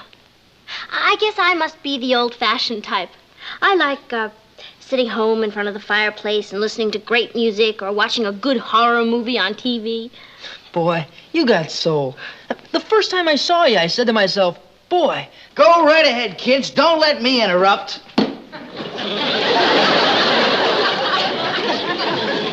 What were you saying, Freddie, about The first time you saw me? Oh, yeah. The first time I saw you, I said to myself, "You kids want something to eat?" No! Thank you. Go on, Freddie. Huh? Where was I? The first time you saw me, you said to yourself... The first time I saw you, I said to myself... I don't remember what I said. It started with, boy. Oh, yeah. The first time I saw you, I said to myself, "Boy." Now, don't pay any attention to me, kids. Just pretend I'm not here. You know, maybe I better take off. I mean, it's getting kind of late. Later than some people think. I'll see you at the door. Leaving already, Freddie? Yeah. Well, now that you know where we are, don't be a stranger. Thanks a lot.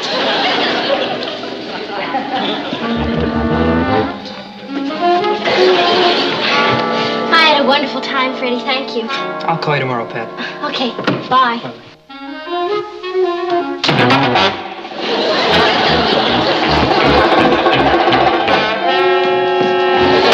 Oh, wait a minute, Patty. Calm down. You said I was a guest, right? I meant family. Patty, you're not listening. I was just bringing it to you. Good night.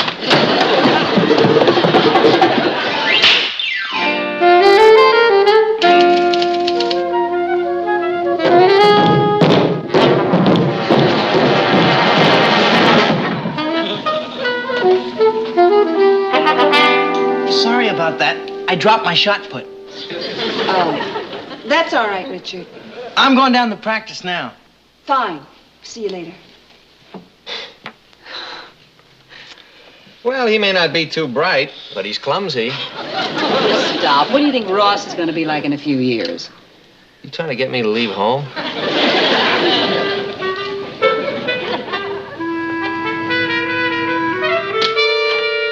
Let's see. How long's Richard been here? 6 months? Or does it just seem that long? Hey, wait a minute. He got here last Saturday. That means he leaves tomorrow. Hallelujah.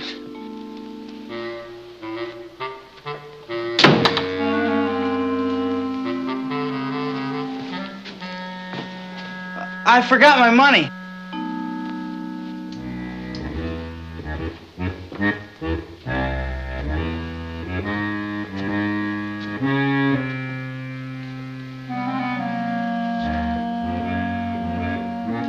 I hate to say it, Kathy, but it's a plain, simple fact. Having Richard here is a first-class drag. Last week, you were defending him all over the place. Well, that was last week. I'll tell you something.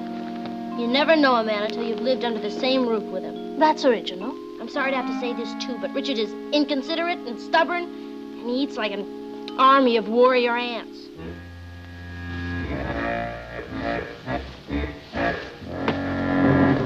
Richard, lunch is ready. Hey, you better stand back, Nat. You know what happens when Richard hears lunch. You're liable to get trampled in a salad. Where is Richard? I haven't seen him since breakfast. Oh, he's probably upstairs. I'll go get him. Hey, if Richard's upstairs when lunch is down here, he must be sick. Well, if he hasn't eaten since breakfast, he may have starved to death. I don't think either one of you is being very funny. Hey! He's not up there. What do you mean he's not there? He's gone, and so are all his things. Well, what does that mean? Do you suppose someone could have hurt his feelings? Oh, boy. When am I ever going to learn to keep my big, fat mouth shut?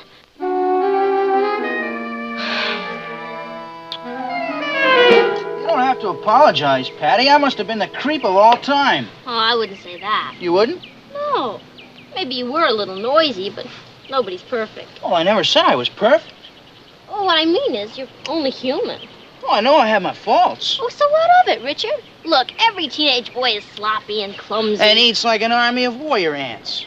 And is also an eavesdropper. Yeah, well, you're not so perfect yourself. Who said I was? And neither's your family. Hey, now, just a minute. Let's not get personal. What's wrong with my family? All right, take your father. Boy, him and his corny jokes. Corny jokes? I noticed you got hysterical every time he opened his mouth. Oh, that's because I didn't want to hurt his feelings. I was being polite. Oh, just like you were being polite when you ate everything in the house except the furniture? Well, I might have eaten an awful lot, but I didn't enjoy it. Oh, no, you just didn't want to hurt my mother's feelings. Yeah, well, she can't cook like my mother. She doesn't have to. She only has to feed people, not a human garbage disposal. The way you slop around with all that grease all over your face and those curlers, you sure don't help a guy's appetite any. Richard Harrison, you are the rudest, most ungrateful person I have ever known, and I never want to see you again. Boy, is she sensitive. You see, honey, when two people live together, their personalities are bound to clash and create some friction for a while. But I thought I knew him so well. Look at it this way, dear. It's kind of a rehearsal for marriage. If that's the rehearsal, I'm not sticking around for the show. You'll change your mind. Now, of course you will.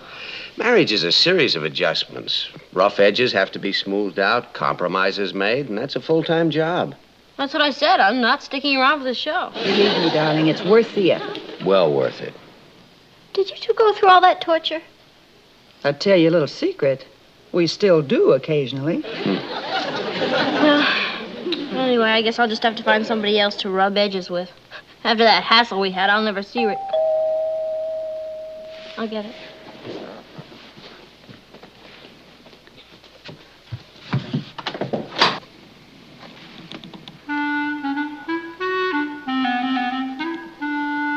Richard.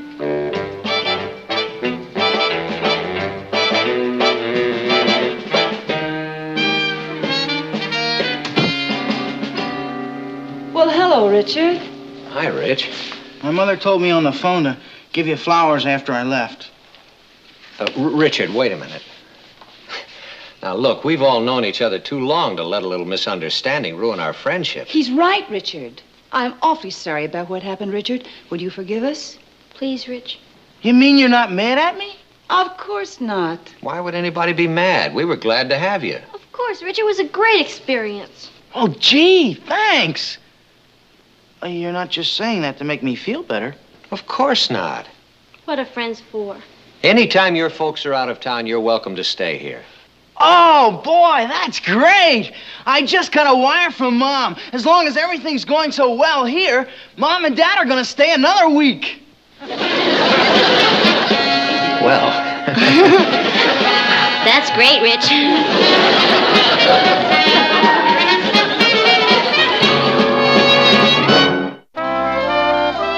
Eileen, you know, you really turned me on.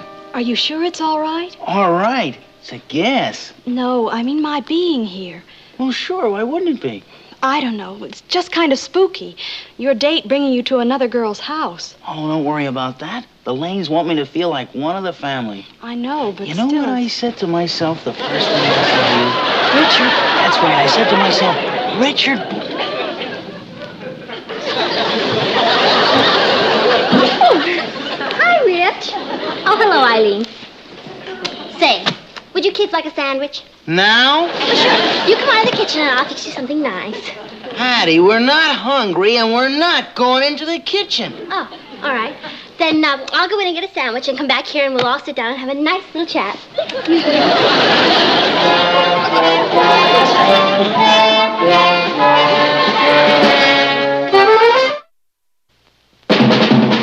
Here's Kathy, who's lived most everywhere, from Zanzibar to Berkeley Square. The Patties only seen the sights a girl could see from mountain heights. What a crazy pair! But they're cousins, identical cousins, and you'll find they laugh alike, they walk alike, at times they even talk alike. You can lose your mind when cousins are two of a kind. I think it's swell. What do you really think? Hattie, will you cut it out? I've just decided. It's going straight into my closet. I'm not even going to inflict it on my poor family.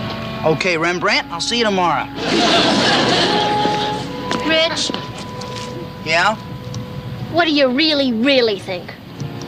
It's terrific, will ya?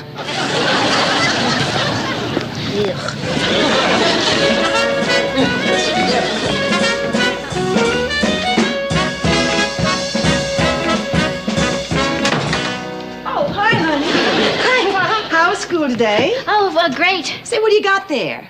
Nothing. Daddy, what are you smuggling into the house? Well, something I painted in art class today. A painting? Well, let's have a look. Nah, you wouldn't be interested. Of course I would. Let's see. Okay.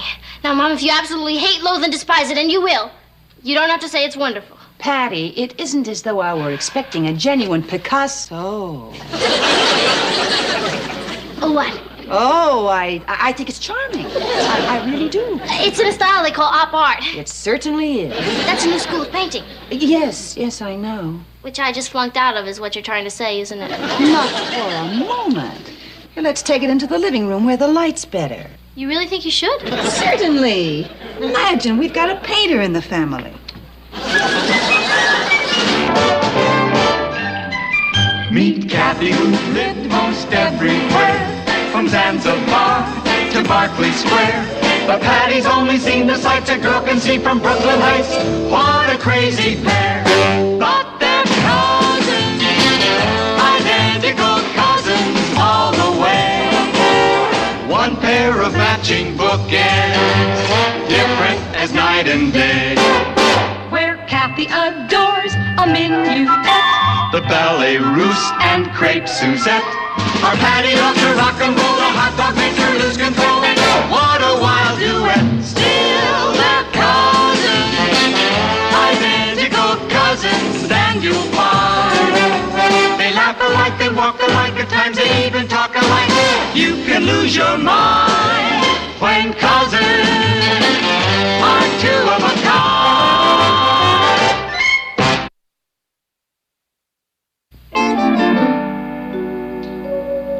It's, very interesting. It shows a great feeling for color and design. You see? Kathy likes it too. Oh, I'll bet. Who wouldn't? I defy anyone to look at this painting and not be impressed. Hi, Mom. What's for dinner? Oh, brother, where'd you find that? Ross, your sister painted this. I believe it. Well, sis, can't win them all. You see? Now he's honest. Loathsome, but honest. No offense, sis. I just don't happen to dig this modern jazz. Obviously. You've got it upside down. How can you tell? Ross, go set the table. Gladly. I'll help you, Ross. Anything to get away from it, huh, Kathy? Patty, will you please stop putting yourself down? Papa!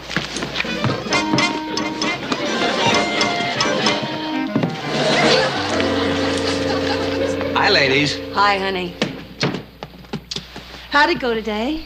Oh, just the usual thing. Earthquake, war, shipwreck. What's new here? Guess who painted a picture in art class? Oh, you're not taking that up again. No. Patty. Oh, Patty. Show it to your father, dear. Well, it's really not very good. Well, I'll be the judge of that. Let's have a look. Okay. Hey, how about that? Our little Patty might turn out to be another Vincent van Gogh. Oh. You see? He said, oh, just the way you did. Isn't it interesting, Martin? Oh, it's fascinating. It's, I mean, it's really very, what is it? It's called op art. Op is short for optical. You notice the way the design kind of follows you around the room? Mm-hmm. Yeah, there's just no way of getting away from it. I mean, it's very striking. Is that good? Oh, absolutely. I mean, I don't know anything about art, Patty, but I do know what I like. This isn't it. I said, and this is it. This is a first-rate job. You're not just saying that? Who, me? George Washington Lane, man known up and down Newspaper Row as Honest Abe. Oh, boy, Papa, I'm glad you like it. You too, Mom. I mean, I know I'm no great shakes as a painter, but when I do something, I like it to turn out well. And this painting did, Patty. It's just fine. Yeah? Oh, excellent. It's splendid. Brilliant. Fabulous. Magnificent. It is? Patty, it's not bad. I mean, honey, honestly, in its humble way, this is a real work of art. Oh, boy. For that, I'll serve dinner and do all the dishes, too.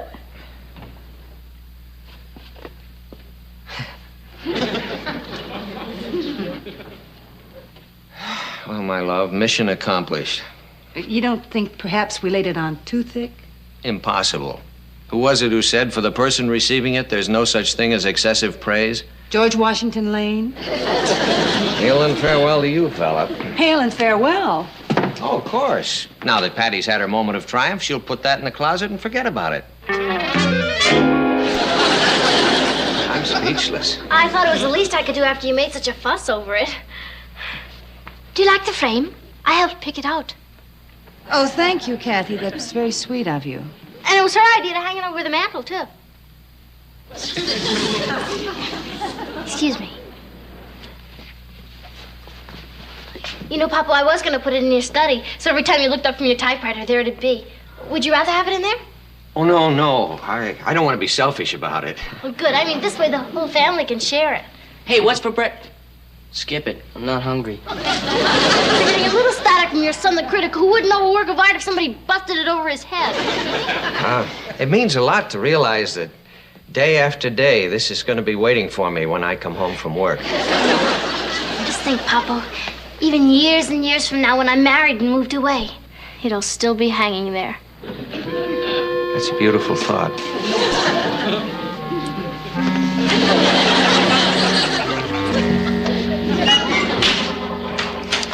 Patty, there's Cynthia. Oh, hi, Cynthia. We're over here. Hi, Patty. Just a second. Louie, listen, about those 2 malteds I owe for. 80 cents. Well, I still can't pay. But look, Louie. Here's a painting that I did in school. That's a painting? It's called Op Art. It's the latest thing. In the chic galleries, it's in. In Louie's malt shop, it's out. Louie, get in the swim. Listen, cancel the 80 cents and this is yours. You can hang it up on your wall. Tell you what. You get that thing out of here, I'll not only cancel the 80 cents, I'll make you a free malted. It's a deal. Hi. Hi. What's with the painting? My daddy told me to get it out of the house. My dad told me to put mine in the attic. We don't even have an attic. Must be terrible to have parents who don't appreciate the finer things. Get her. I suppose your parents flipped when they saw yours. No, not exactly.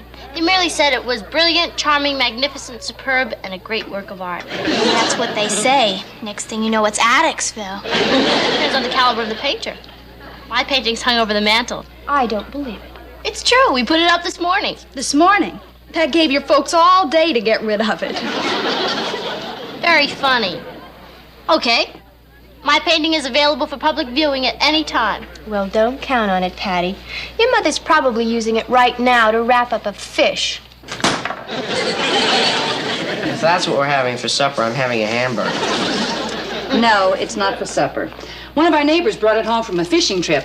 I'm going to freeze it. Speaking of dead fish, Mom, when are we going to get rid of that painting of Patty's? Oh, Russ, I think you're being very unfair. I'm being unfair? Do you remember yesterday when Billy Watson came over and he got that stomach ache and we thought it was the apple he was eating? Yeah? Well, it wasn't the apple that made him sick. Will you stop exaggerating? Well, you saw him. He took one look at the painting, blinked his eyes, fell down and fainted. What about your homework? Who can study with that nightmare in the house? Every time I think of that painting, my little body starts to quiver. Ross, you know, I seem to remember last Christmas, you brought home a couple of ashtrays that you had made. And everybody in this house was very polite about it. I'll make you a deal. You cover up Patty's painting with cigarette butts the way you did my ashtrays, and I'll be polite, too. Well, I happen to think that it's a very interesting painting. Tell me one thing you like about it, except for the fact that it can be used as a dartboard. Ross, one more word about that painting, and we're going to hang it in your room. I did...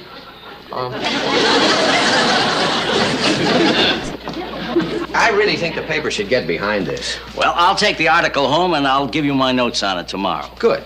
How about a cup of tea before you go, Mr. Blodgett? Well, thanks. That'd be very nice. Well, as long as I'm waiting, I think I'll have a quick look at this. Fine.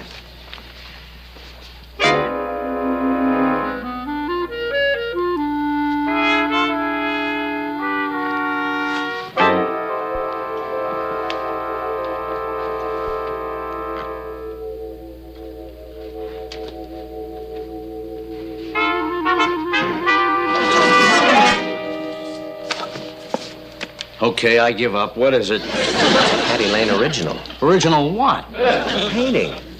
Oh, I see. A painting Patty painted, huh? Yeah, in school.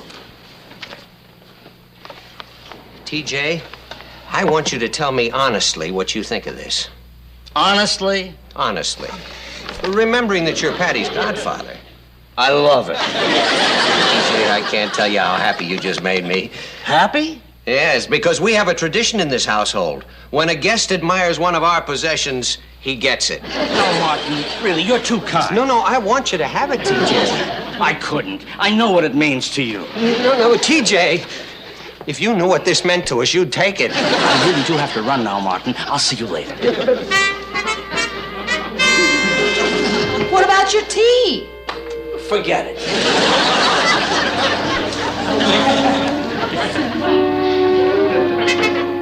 Were you trying to foist that off on TJ? He wouldn't foist. Darling, I'm afraid we're stuck with it. There's a story in this morning's paper about a gang of art thieves. I wonder if they're available for odd jobs. Do you suppose Blodgett has changed his mind? Dreamer.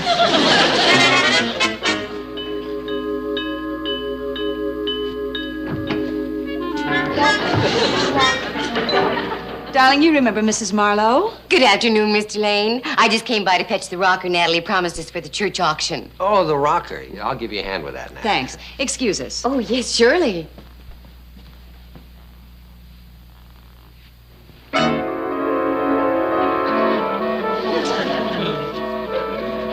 Interesting.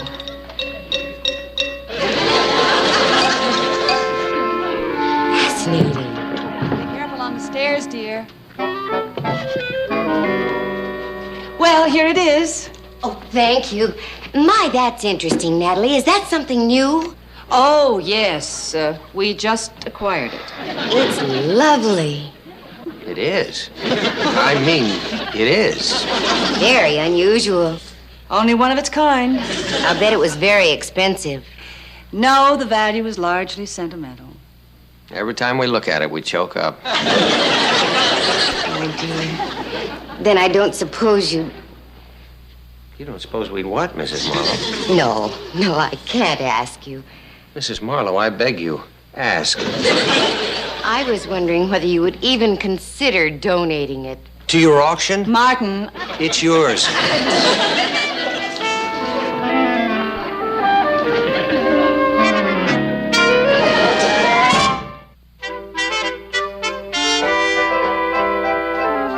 You really mean you're willing to part with this treasure? For a cause like this, why not? What grand spirit. Martin, would you help me find a tag for the rocker? Excuse us, please. Oh, take your time. I'll just stand here and drink this in. I wonder what else she's been drinking. Martin, don't you think Patty might be upset if she came home and found her painting gone? Well, not when she hears that Mrs. Marlowe fell in love with it and insisted on having it for the auction. I know it's a compliment, Martin, but I think... No buts. Somebody up there likes us.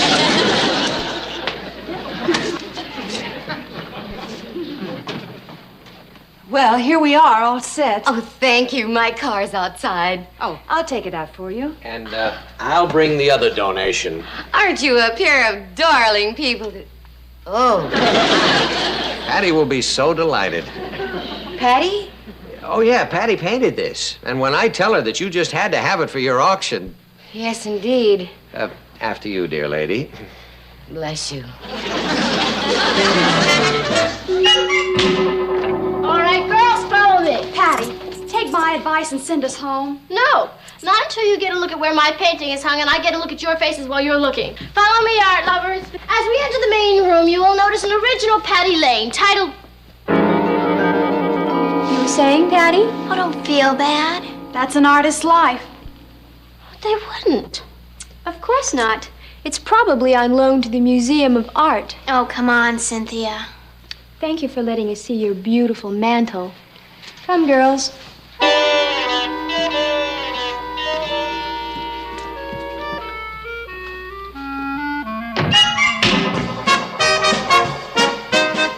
Patty, dinner's ready.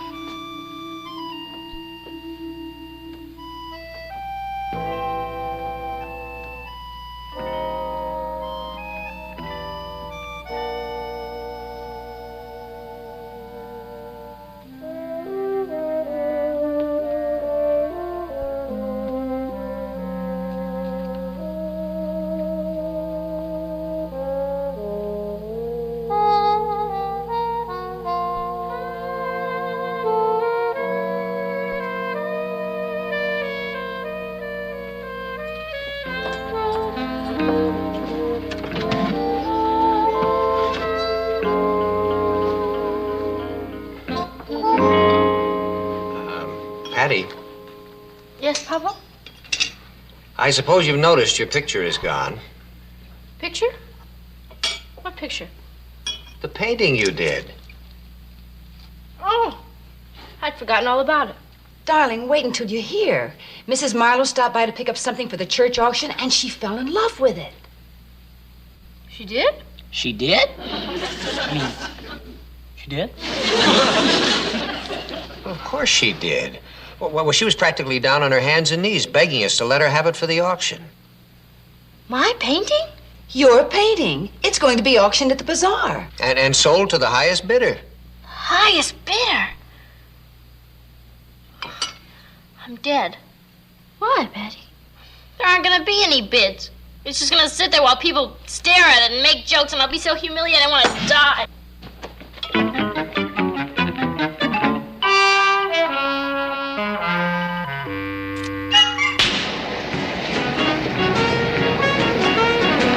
Well, sure, I can understand any girl wanting to join the French Foreign Legion. But why especially today? Because tomorrow's the church bazaar when I become the laughingstock of Brooklyn Heights. Patty, will you stop worrying about that picture of yours? Richard, if I go to that auction and nobody bids for it, I'll just die of embarrassment. Well, there's a simple solution, you know. What's that? Don't go to the auction. That's what I love about you. You're so reassuring. Oh, will you stop kicking up such a fuss? I can guarantee somebody will buy that picture. But I've never been to an auction before. Well, what's the difference? They just put things up for sale and you bid on them. Yeah, but how? Oh, lots of buyers have different signs. Some touch their nose, some wink, and some wiggle their ears. What should I do? Don't take any chances. Raise your hand and yell. How high should I go?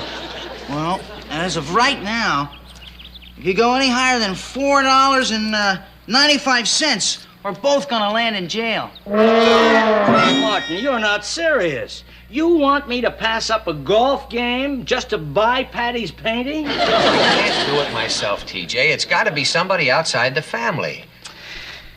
And tomorrow was the day that I was going to break 120. Hey, it's for Patty's morale. You always said she's just like your own daughter. I wouldn't do it for my own daughter. But Patty is your own godchild. Okay, I'll do it. TJ, you're the greatest. Thank you. But you know, I just hate auctions. I get so carried away when the bidding gets hot. Well, it won't. Don't worry. Not when you're the only one bidding. Please, Louis, it's for Patty. You wouldn't want her feelings to be hurt. No, I like Patty. I promise I'll pay you whatever it costs to buy the painting. Okay, I'll do it. But what do I want with the picture? I've already got a picture. Okay, I'll friend for you at the auction. Well, what do you care about Patty? Well, after all, she's my sister. Well, that's what I said. What do you care about Patty? Well, she's a dragon and all, but when the chips are down, I can't let the poor kid get hurt. I once saw an auction in the movie. Ross, you realize that once the bidding starts, it can run into real heavy money? You haven't seen Patty's painting. Going, gone. Sold to Mrs. Hamill for $18.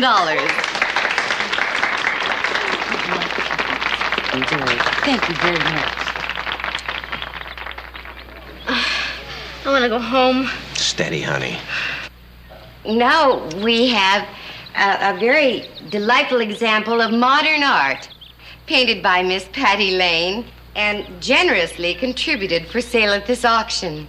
Before the bidding starts, may I point out that this original, stimulating work of art is beautifully mounted in a beautiful frame that would be a desirable addition to any beautiful household. Why is she making such a fuss about the frame? Well, she's got to sell something. Furthermore, may I suggest that since we are bidding on a work donated by the artist herself, may I urge you to bid with open hearts? 25 cents. I hear 25 cents. 25 cents. 50 cents. I hear 50 cents. $1. $1. See, Patty, you thought nobody would bid on it. $1? I paid more for the brush. $1 is bid. $1. Do I hear more? $1.50. $2. $2 is bid. $2. $2.50. $3. $3. $3. $5. I heard $5. Uncle TJ, what's he doing here? Why, he saw the painting at the house. He adored it. He couldn't wait to bid on it. $5. Do I hear more? $10. What are you doing with my money? Sorry, I got carried away. $10. 15. 17. $17. 19. $20. You nuts, Willie? I'll split the cost with you. $20 is bid. Do I hear more? 21. What's the matter with you, Willie? I can't help it. I'm very competitive. $21 is bid. $25. 30. Oh, it's all right, Louis. Let him have it. Not me. I know a bargain when I see one. $30. That's incredible. I know, it's a steal. $50. $50. Forget it. $50 is bid. 60. 65. 70. 80. $80. $85. Louis, please, you'll be sorry later. 85. $85. I'm sorry now. 85 once. 85 twice. $100. Going, gone. Congratulations, sir. It's yours. You betcha. TJ, I know you must really love my painting and never pay $100 for it. $100? I paid $100? I'm an artist.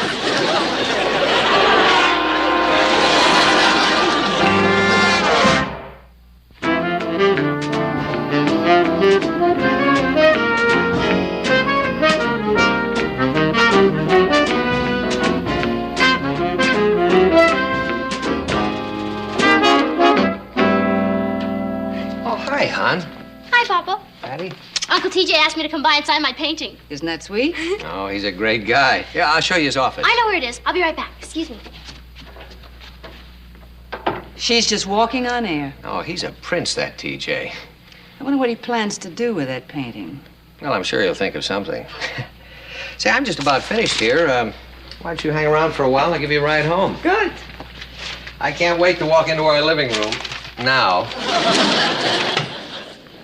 Well, here's my patron, and he's got a surprise for you. Surprise? Mm-hmm. Yes, Martin. A little surprise. Isn't he the greatest? Martin, you know the old saying, one good turn deserves another. And now it's your turn to have and to hold.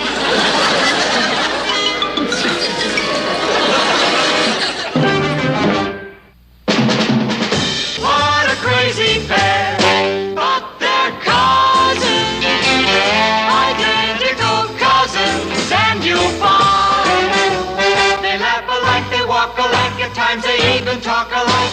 You can lose your mind when cousins are two of a kind. And then you can all try out, okay?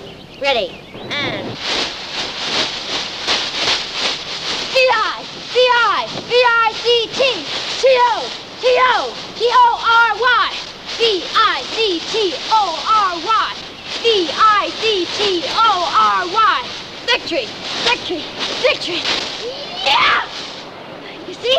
It's easy. Who wants to try it first? How about you? What's your name? Marcia Mason. What? Marcia Mason. You'll have to speak up, Marcia. I've never heard of a shy cheerleader. Come on, don't you want to be on the squad?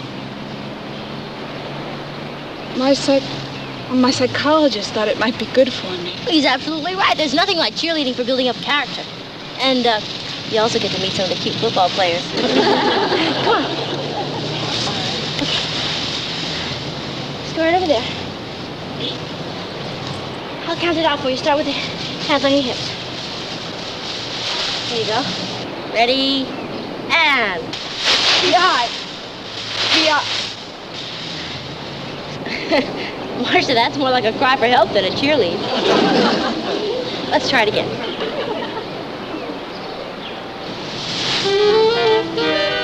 Marcia? Marcia, I was only kidding about that. Marcia!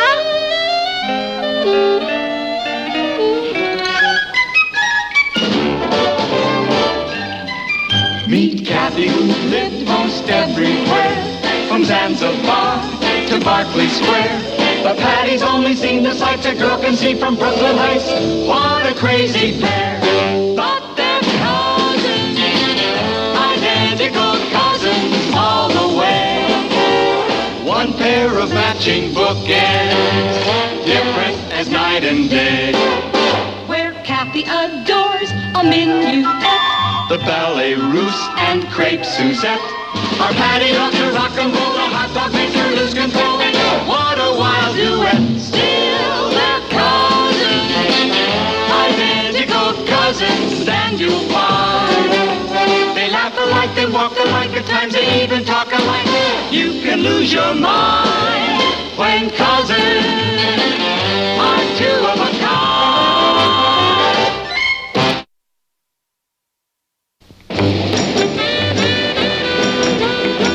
What will it be, girls? I'll have a chocolate soda. Patty? Marcia, you order first, and think big, I'm treating. Oh, no, Patty. I insist. Come on, what's your pleasure? Oh, a small lemon fizz. That's not thinking big. How about a banana delight? That's so expensive. One banana delight, and I'll have a double fudge sundae with sugar-free sprinkles. I'm on a diet. As I was saying, Marcia, you can get on the squad. All you need is confidence. Which I don't have. Oh, you had enough to come to the tryouts. My psychologist made me. And besides, I figured any dope could be a cheerleader. Thanks a lot. Patty, I'm sorry. I didn't mean... Forget it. Marcia, you know what you should do? You should pick out one thing that you know you're good at and stick to it. There's no such thing, Patty. Why are you so convinced you're a loser? Why not? I always lose. Double fudge sundae and a chocolate soda. What about Marcia's order? Oh, I'm sorry. We're out of bananas. See what I mean? So order something else. No. I have to go anyway. Thanks a lot for the pep talk, Patty. Marcia. See you around.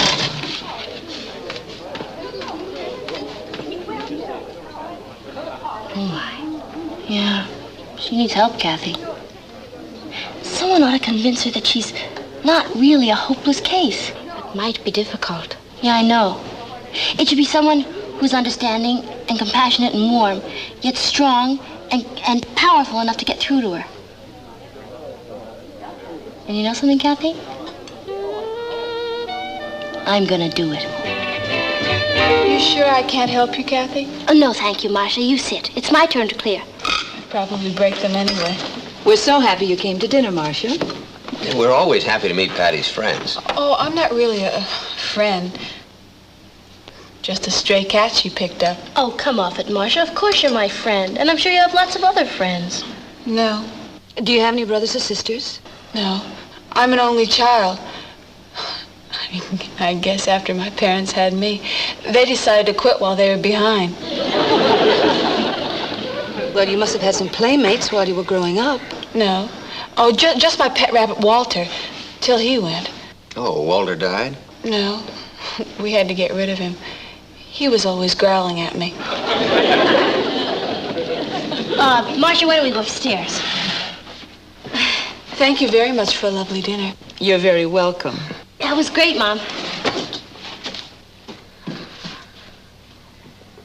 She's sweet. And a lot of fun.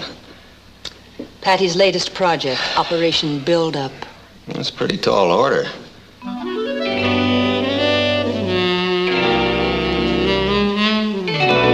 Stand up straight. Marcia, you know something about that dress? It's you. Why? Oh, what's wrong with it, Patty? I meant it's just right. Doesn't it make you feel pretty? Pretty? Look, Patty, I appreciate all the time you spend and everything you're trying Marcia, that's why we're put here on Earth, to help our fellow humans. And I say that dress is you. But, Patty, it couldn't... There are no buts about it, Marcia. All you need is some confidence. Say to yourself, I'm irresistible. All right. Okay. I'm irresistible? Patty! Be right back. Up here, Rich! Marcia, Marcia, do me a favor. Take off your glasses. What for? Oh, there's nothing wrong with glasses. It's just that when you're wearing them, it makes it harder for you to feel you're irresistible. But, Patty, if I take them off, I can't see who I'm being irresistible to. Oh, good thinking. Leave them on. Hi, Patty. Oh, excuse me. Richard, I'd like you to meet Marcia Mason. Marcia, this is Richard Harrison. Hi. Hello. You want to go bowling? Oh, I'm sorry, Rich. I'm helping Marcia pick out a new wardrobe. Try on the red one. All right. Well? Well, what? Marcia's going to try on her red dress. So? Go. Oh. I'll be right back. I want it to be a surprise. Who's that? Marcia's a very sweet, shy, insecure girl. I'm trying to help her. Lots of luck. Hey, wait a minute, Rich. You can help, too. When you see her in that dress, tell her you think she looks great. What do I know about dresses? That doesn't matter. Just rave a little. It'll boost her ego. Patty? Marcia, you look great. Just great. And believe me, not everybody can look great in a dress like that. It's a bathrobe. Because a bathrobe is even harder to look great in than a dress. What was it you wanted, Marcia? The red dress was too small. Oh, I'll try on the green one. All right. Thanks a lot, Rich. You're all heart.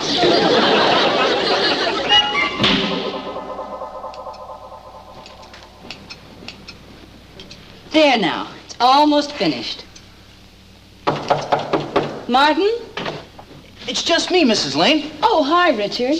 Patty's at the drugstore. Richard, you've met Marcia, haven't you? Last week. Hi. Hello. I'll walk over to the drugstore. Hey, wait a minute, Richard. As long as you're here, we might as well get a man's point of view. What do you think? About what? About Marcia's new hairdo.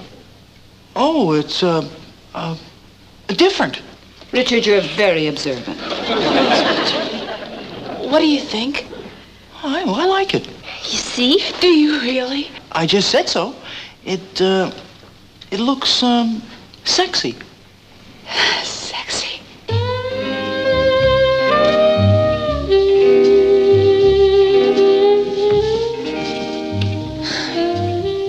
Sexy.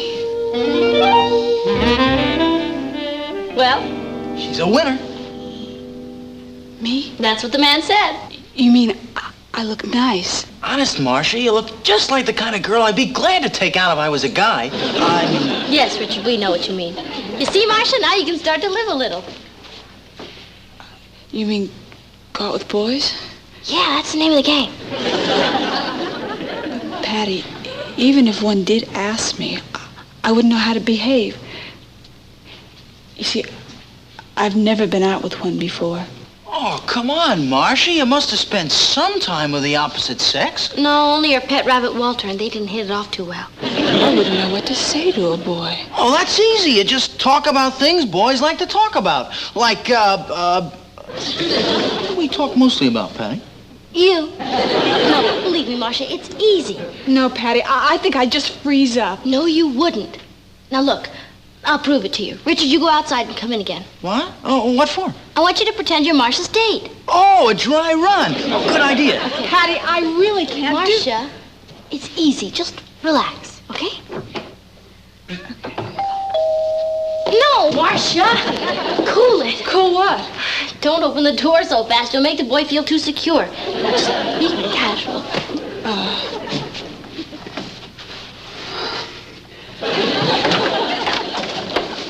Hiya, Marcia.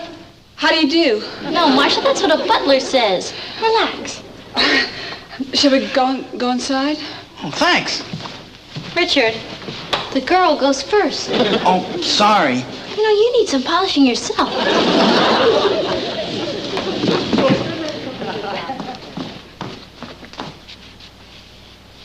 Marcia, you couldn't just let him stand here all night.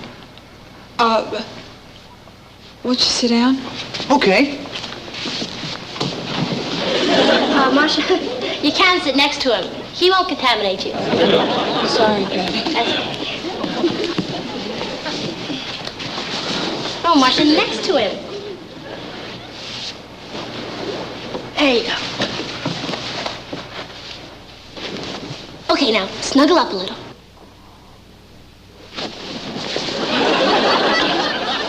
Now, blink your eyes at him. blink, Marcia. Don't bat. I don't know how. Okay, Marcia. You go sit over there and watch me, okay? Okay.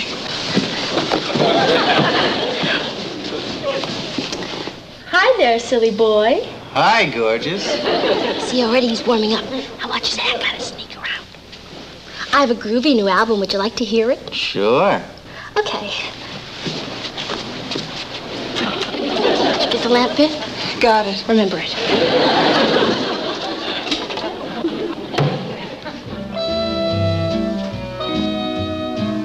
Shall we? I'd love to. But, Patty, I thought you said everybody was doing the Watusi now. That's for exercise, Marcia. This is war.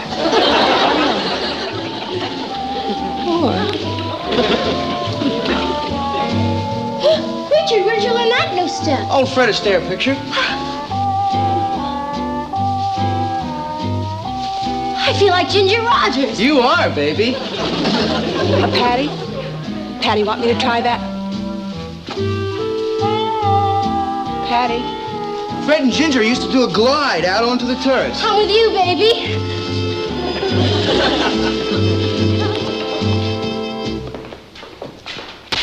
Ow!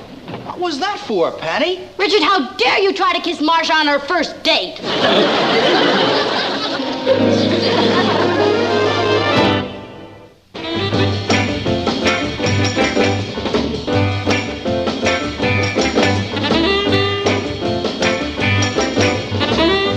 You're doing great, Marcia.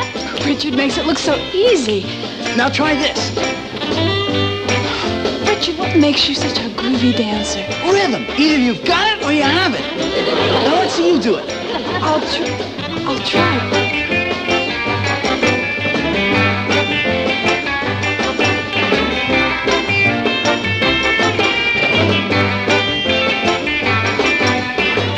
I think she's got it.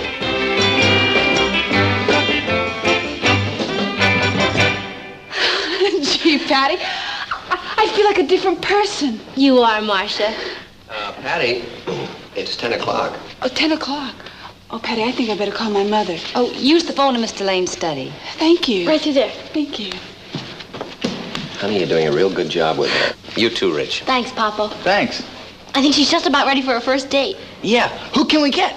You. Me? Well, she doesn't know any other boys yet, and she feels comfortable with you. Oh, I don't feel that way about Marcia. I'm not asking you to feel that way about Marcia. I just want you to take her to a movie in the Shake Shop. It'll build her up to be seen with a big man on campus like you. Well, that's true. Oh, I've got to run now. Thanks a million, everybody.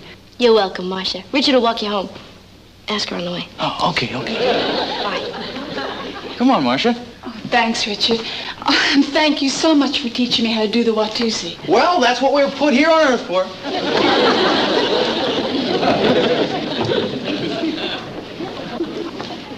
She's really coming along, Patty. I think what you're doing for her is just wonderful.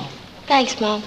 You know, I feel like, who's that guy who took over the girl and changed her completely? Rex Harrison. Isn't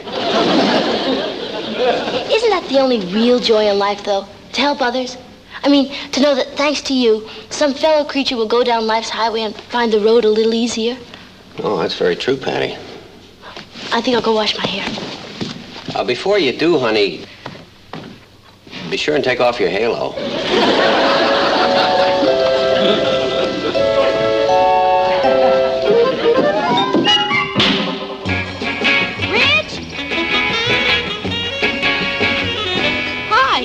How'd the date with Marcia go? Well, you know Marcia. Oh, was it really terrible?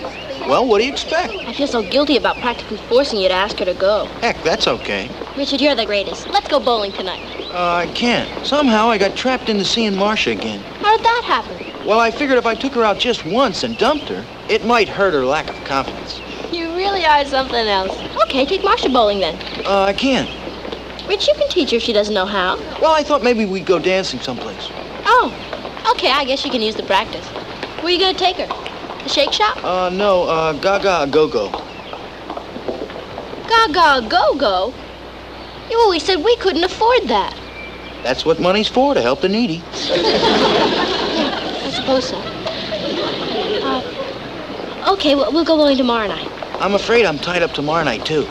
You're not taking Marcia out again. She's taking me. Dinner at that new place, Lobsterama. She insisted, and I didn't want to let her down. Can I get something straight? I asked you to help me to help Marcia build up her self-confidence. So last night you took her to the movies, and tonight you're taking her dancing at Gaga Go Go, and tomorrow night she's taking you to the Lobsterama? Right. And don't thank me, because you know, Patty, I'd do anything in the world for you. See ya.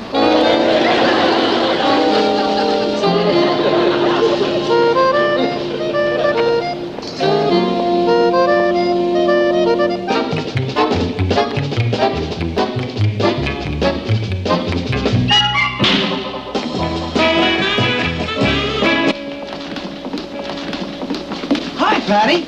Oh, hi there. I remember you. You're, Richard Harrison, a boy I used to go out with. Oh, come on, Patty. I've been just doing... Your daily good deed for dear old Marcia. Let's see now. You saw her 3 nights in a row last week, and you took her to lunch in the cafeteria today. No, I didn't. Yes, you did. Kathy saw you there. I mean, I didn't take Marcia. We went Dutch. Kathy saw you pay for both trays. Oh, I loaned her some money until she gets her allowance. Oh, Richard. Patty, the only reason I've been seeing so much of Marcia is to help her. It's like an errand of mercy. I'll bet it is. Well, if I was a doctor, and every night I had to run out to see some sick person, would you get mad? Of course not, Richard, but And if I was a pilot and had to fly up to the Arctic to rescue somebody off the ice floe, or even if I was a secret agent and had to take out a beautiful foreign spy, for the sake of my country, would you be jealous?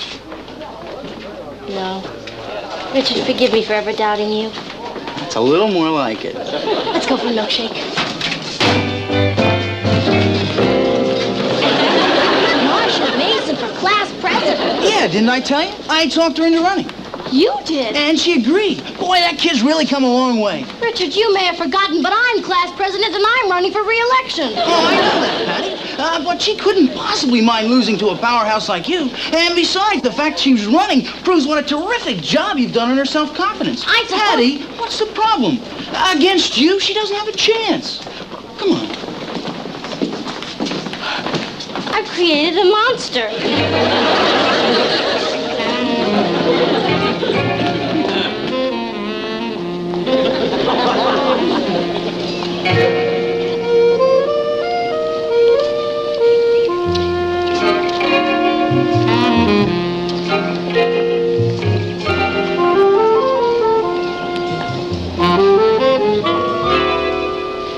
All right, kids, I want you to try this one. It's really simple now. It starts like this.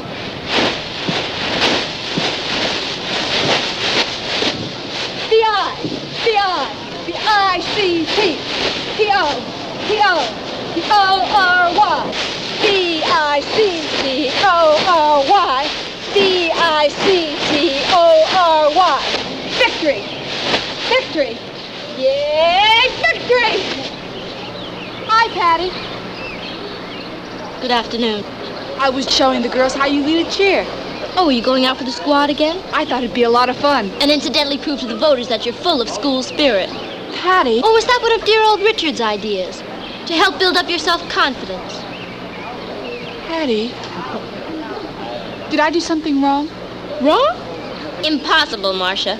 You're one of the smoothest operators I've ever met.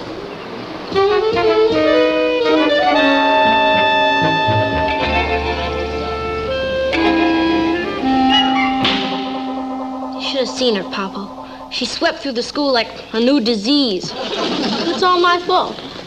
Well, Patty, you should be very pleased that Marcia's come out of her shell. Out of her shell. She crawled out of the woodwork. You're just annoyed because she's running against you. But it does prove that she's secure. The third fleet should feel so secure. Patty, you did a very kind and generous thing, helping her to find herself. Yeah. Now I wish she'd get lost again. Yeah, but you can't expect that, honey. I mean, Marcia's a person. She isn't some puppet you invented. You can't decide she should grow just so tall and no taller. I know that, Papa, but... Honey, let me ask you something. Would it be such a disaster if Marcia wins this election? If she wins? Yeah, because it's possible. And if she does, in a way, it would be a tribute to you. Because it would show that she had impressed the voters with her confidence and her poise and her drive. And those are all qualities that you instilled in her. That's right. So if Marcia wins, you win.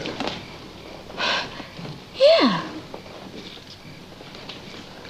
Oh, boy. What now?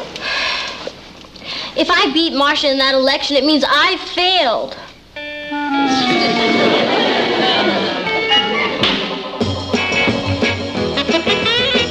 as we wind up this campaign for class president, we will hear from the two rival candidates. First, here is our incumbent president, Patty Lane.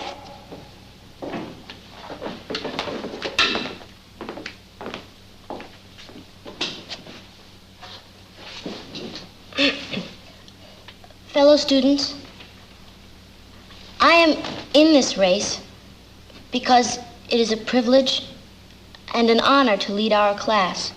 However, we all know the saying in politics, it's time for a change. And during this campaign, I've seen you respond to a new face. You have sensed that my opponent is a girl with many fine qualities. She's a girl instilled with confidence and poise and drive. And therefore, although I've enjoyed holding this office, I say to you, let's pay tribute to these fine qualities, and in so doing, elect Marcia Mason as the new class president. Thank you.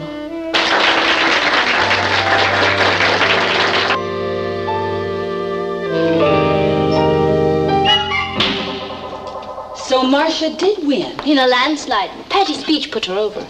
She's quite a girl, our Patty. Where is she now? Richard is driving her home. I hope she doesn't have a sudden letdown after all that nobility. Hi, everybody. Congratulations, honey. Thanks, Papa. Kathy told us about the speech you made. Yeah. Well, after talking to you, Papa, I figured I had to finish the job on Marcia. And you sure did, Patty. Yep. I took her to the top. I taught her how to win. And next year, I'm going to teach her how to lose.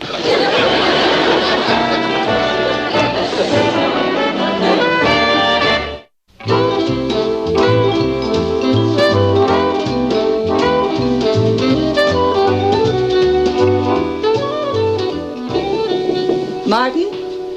It's me, Mrs. Lane. Hi, Patty. What's going on? Oh, Patty wanted her hair a new way. You like it, Rich? It looks nice. You think it makes me look, sexy? Oh, I don't know. Turn around. Let me see the front.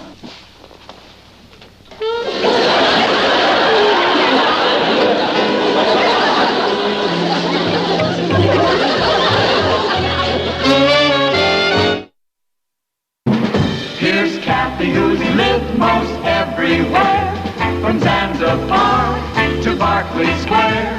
But Patty's only seen the sights a girl can see from Mountain Heights. What a crazy pair! But they're cousins, identical cousins, and you'll find they laugh alike, they walk alike, at times they even talk alike. You can lose your mind when cousins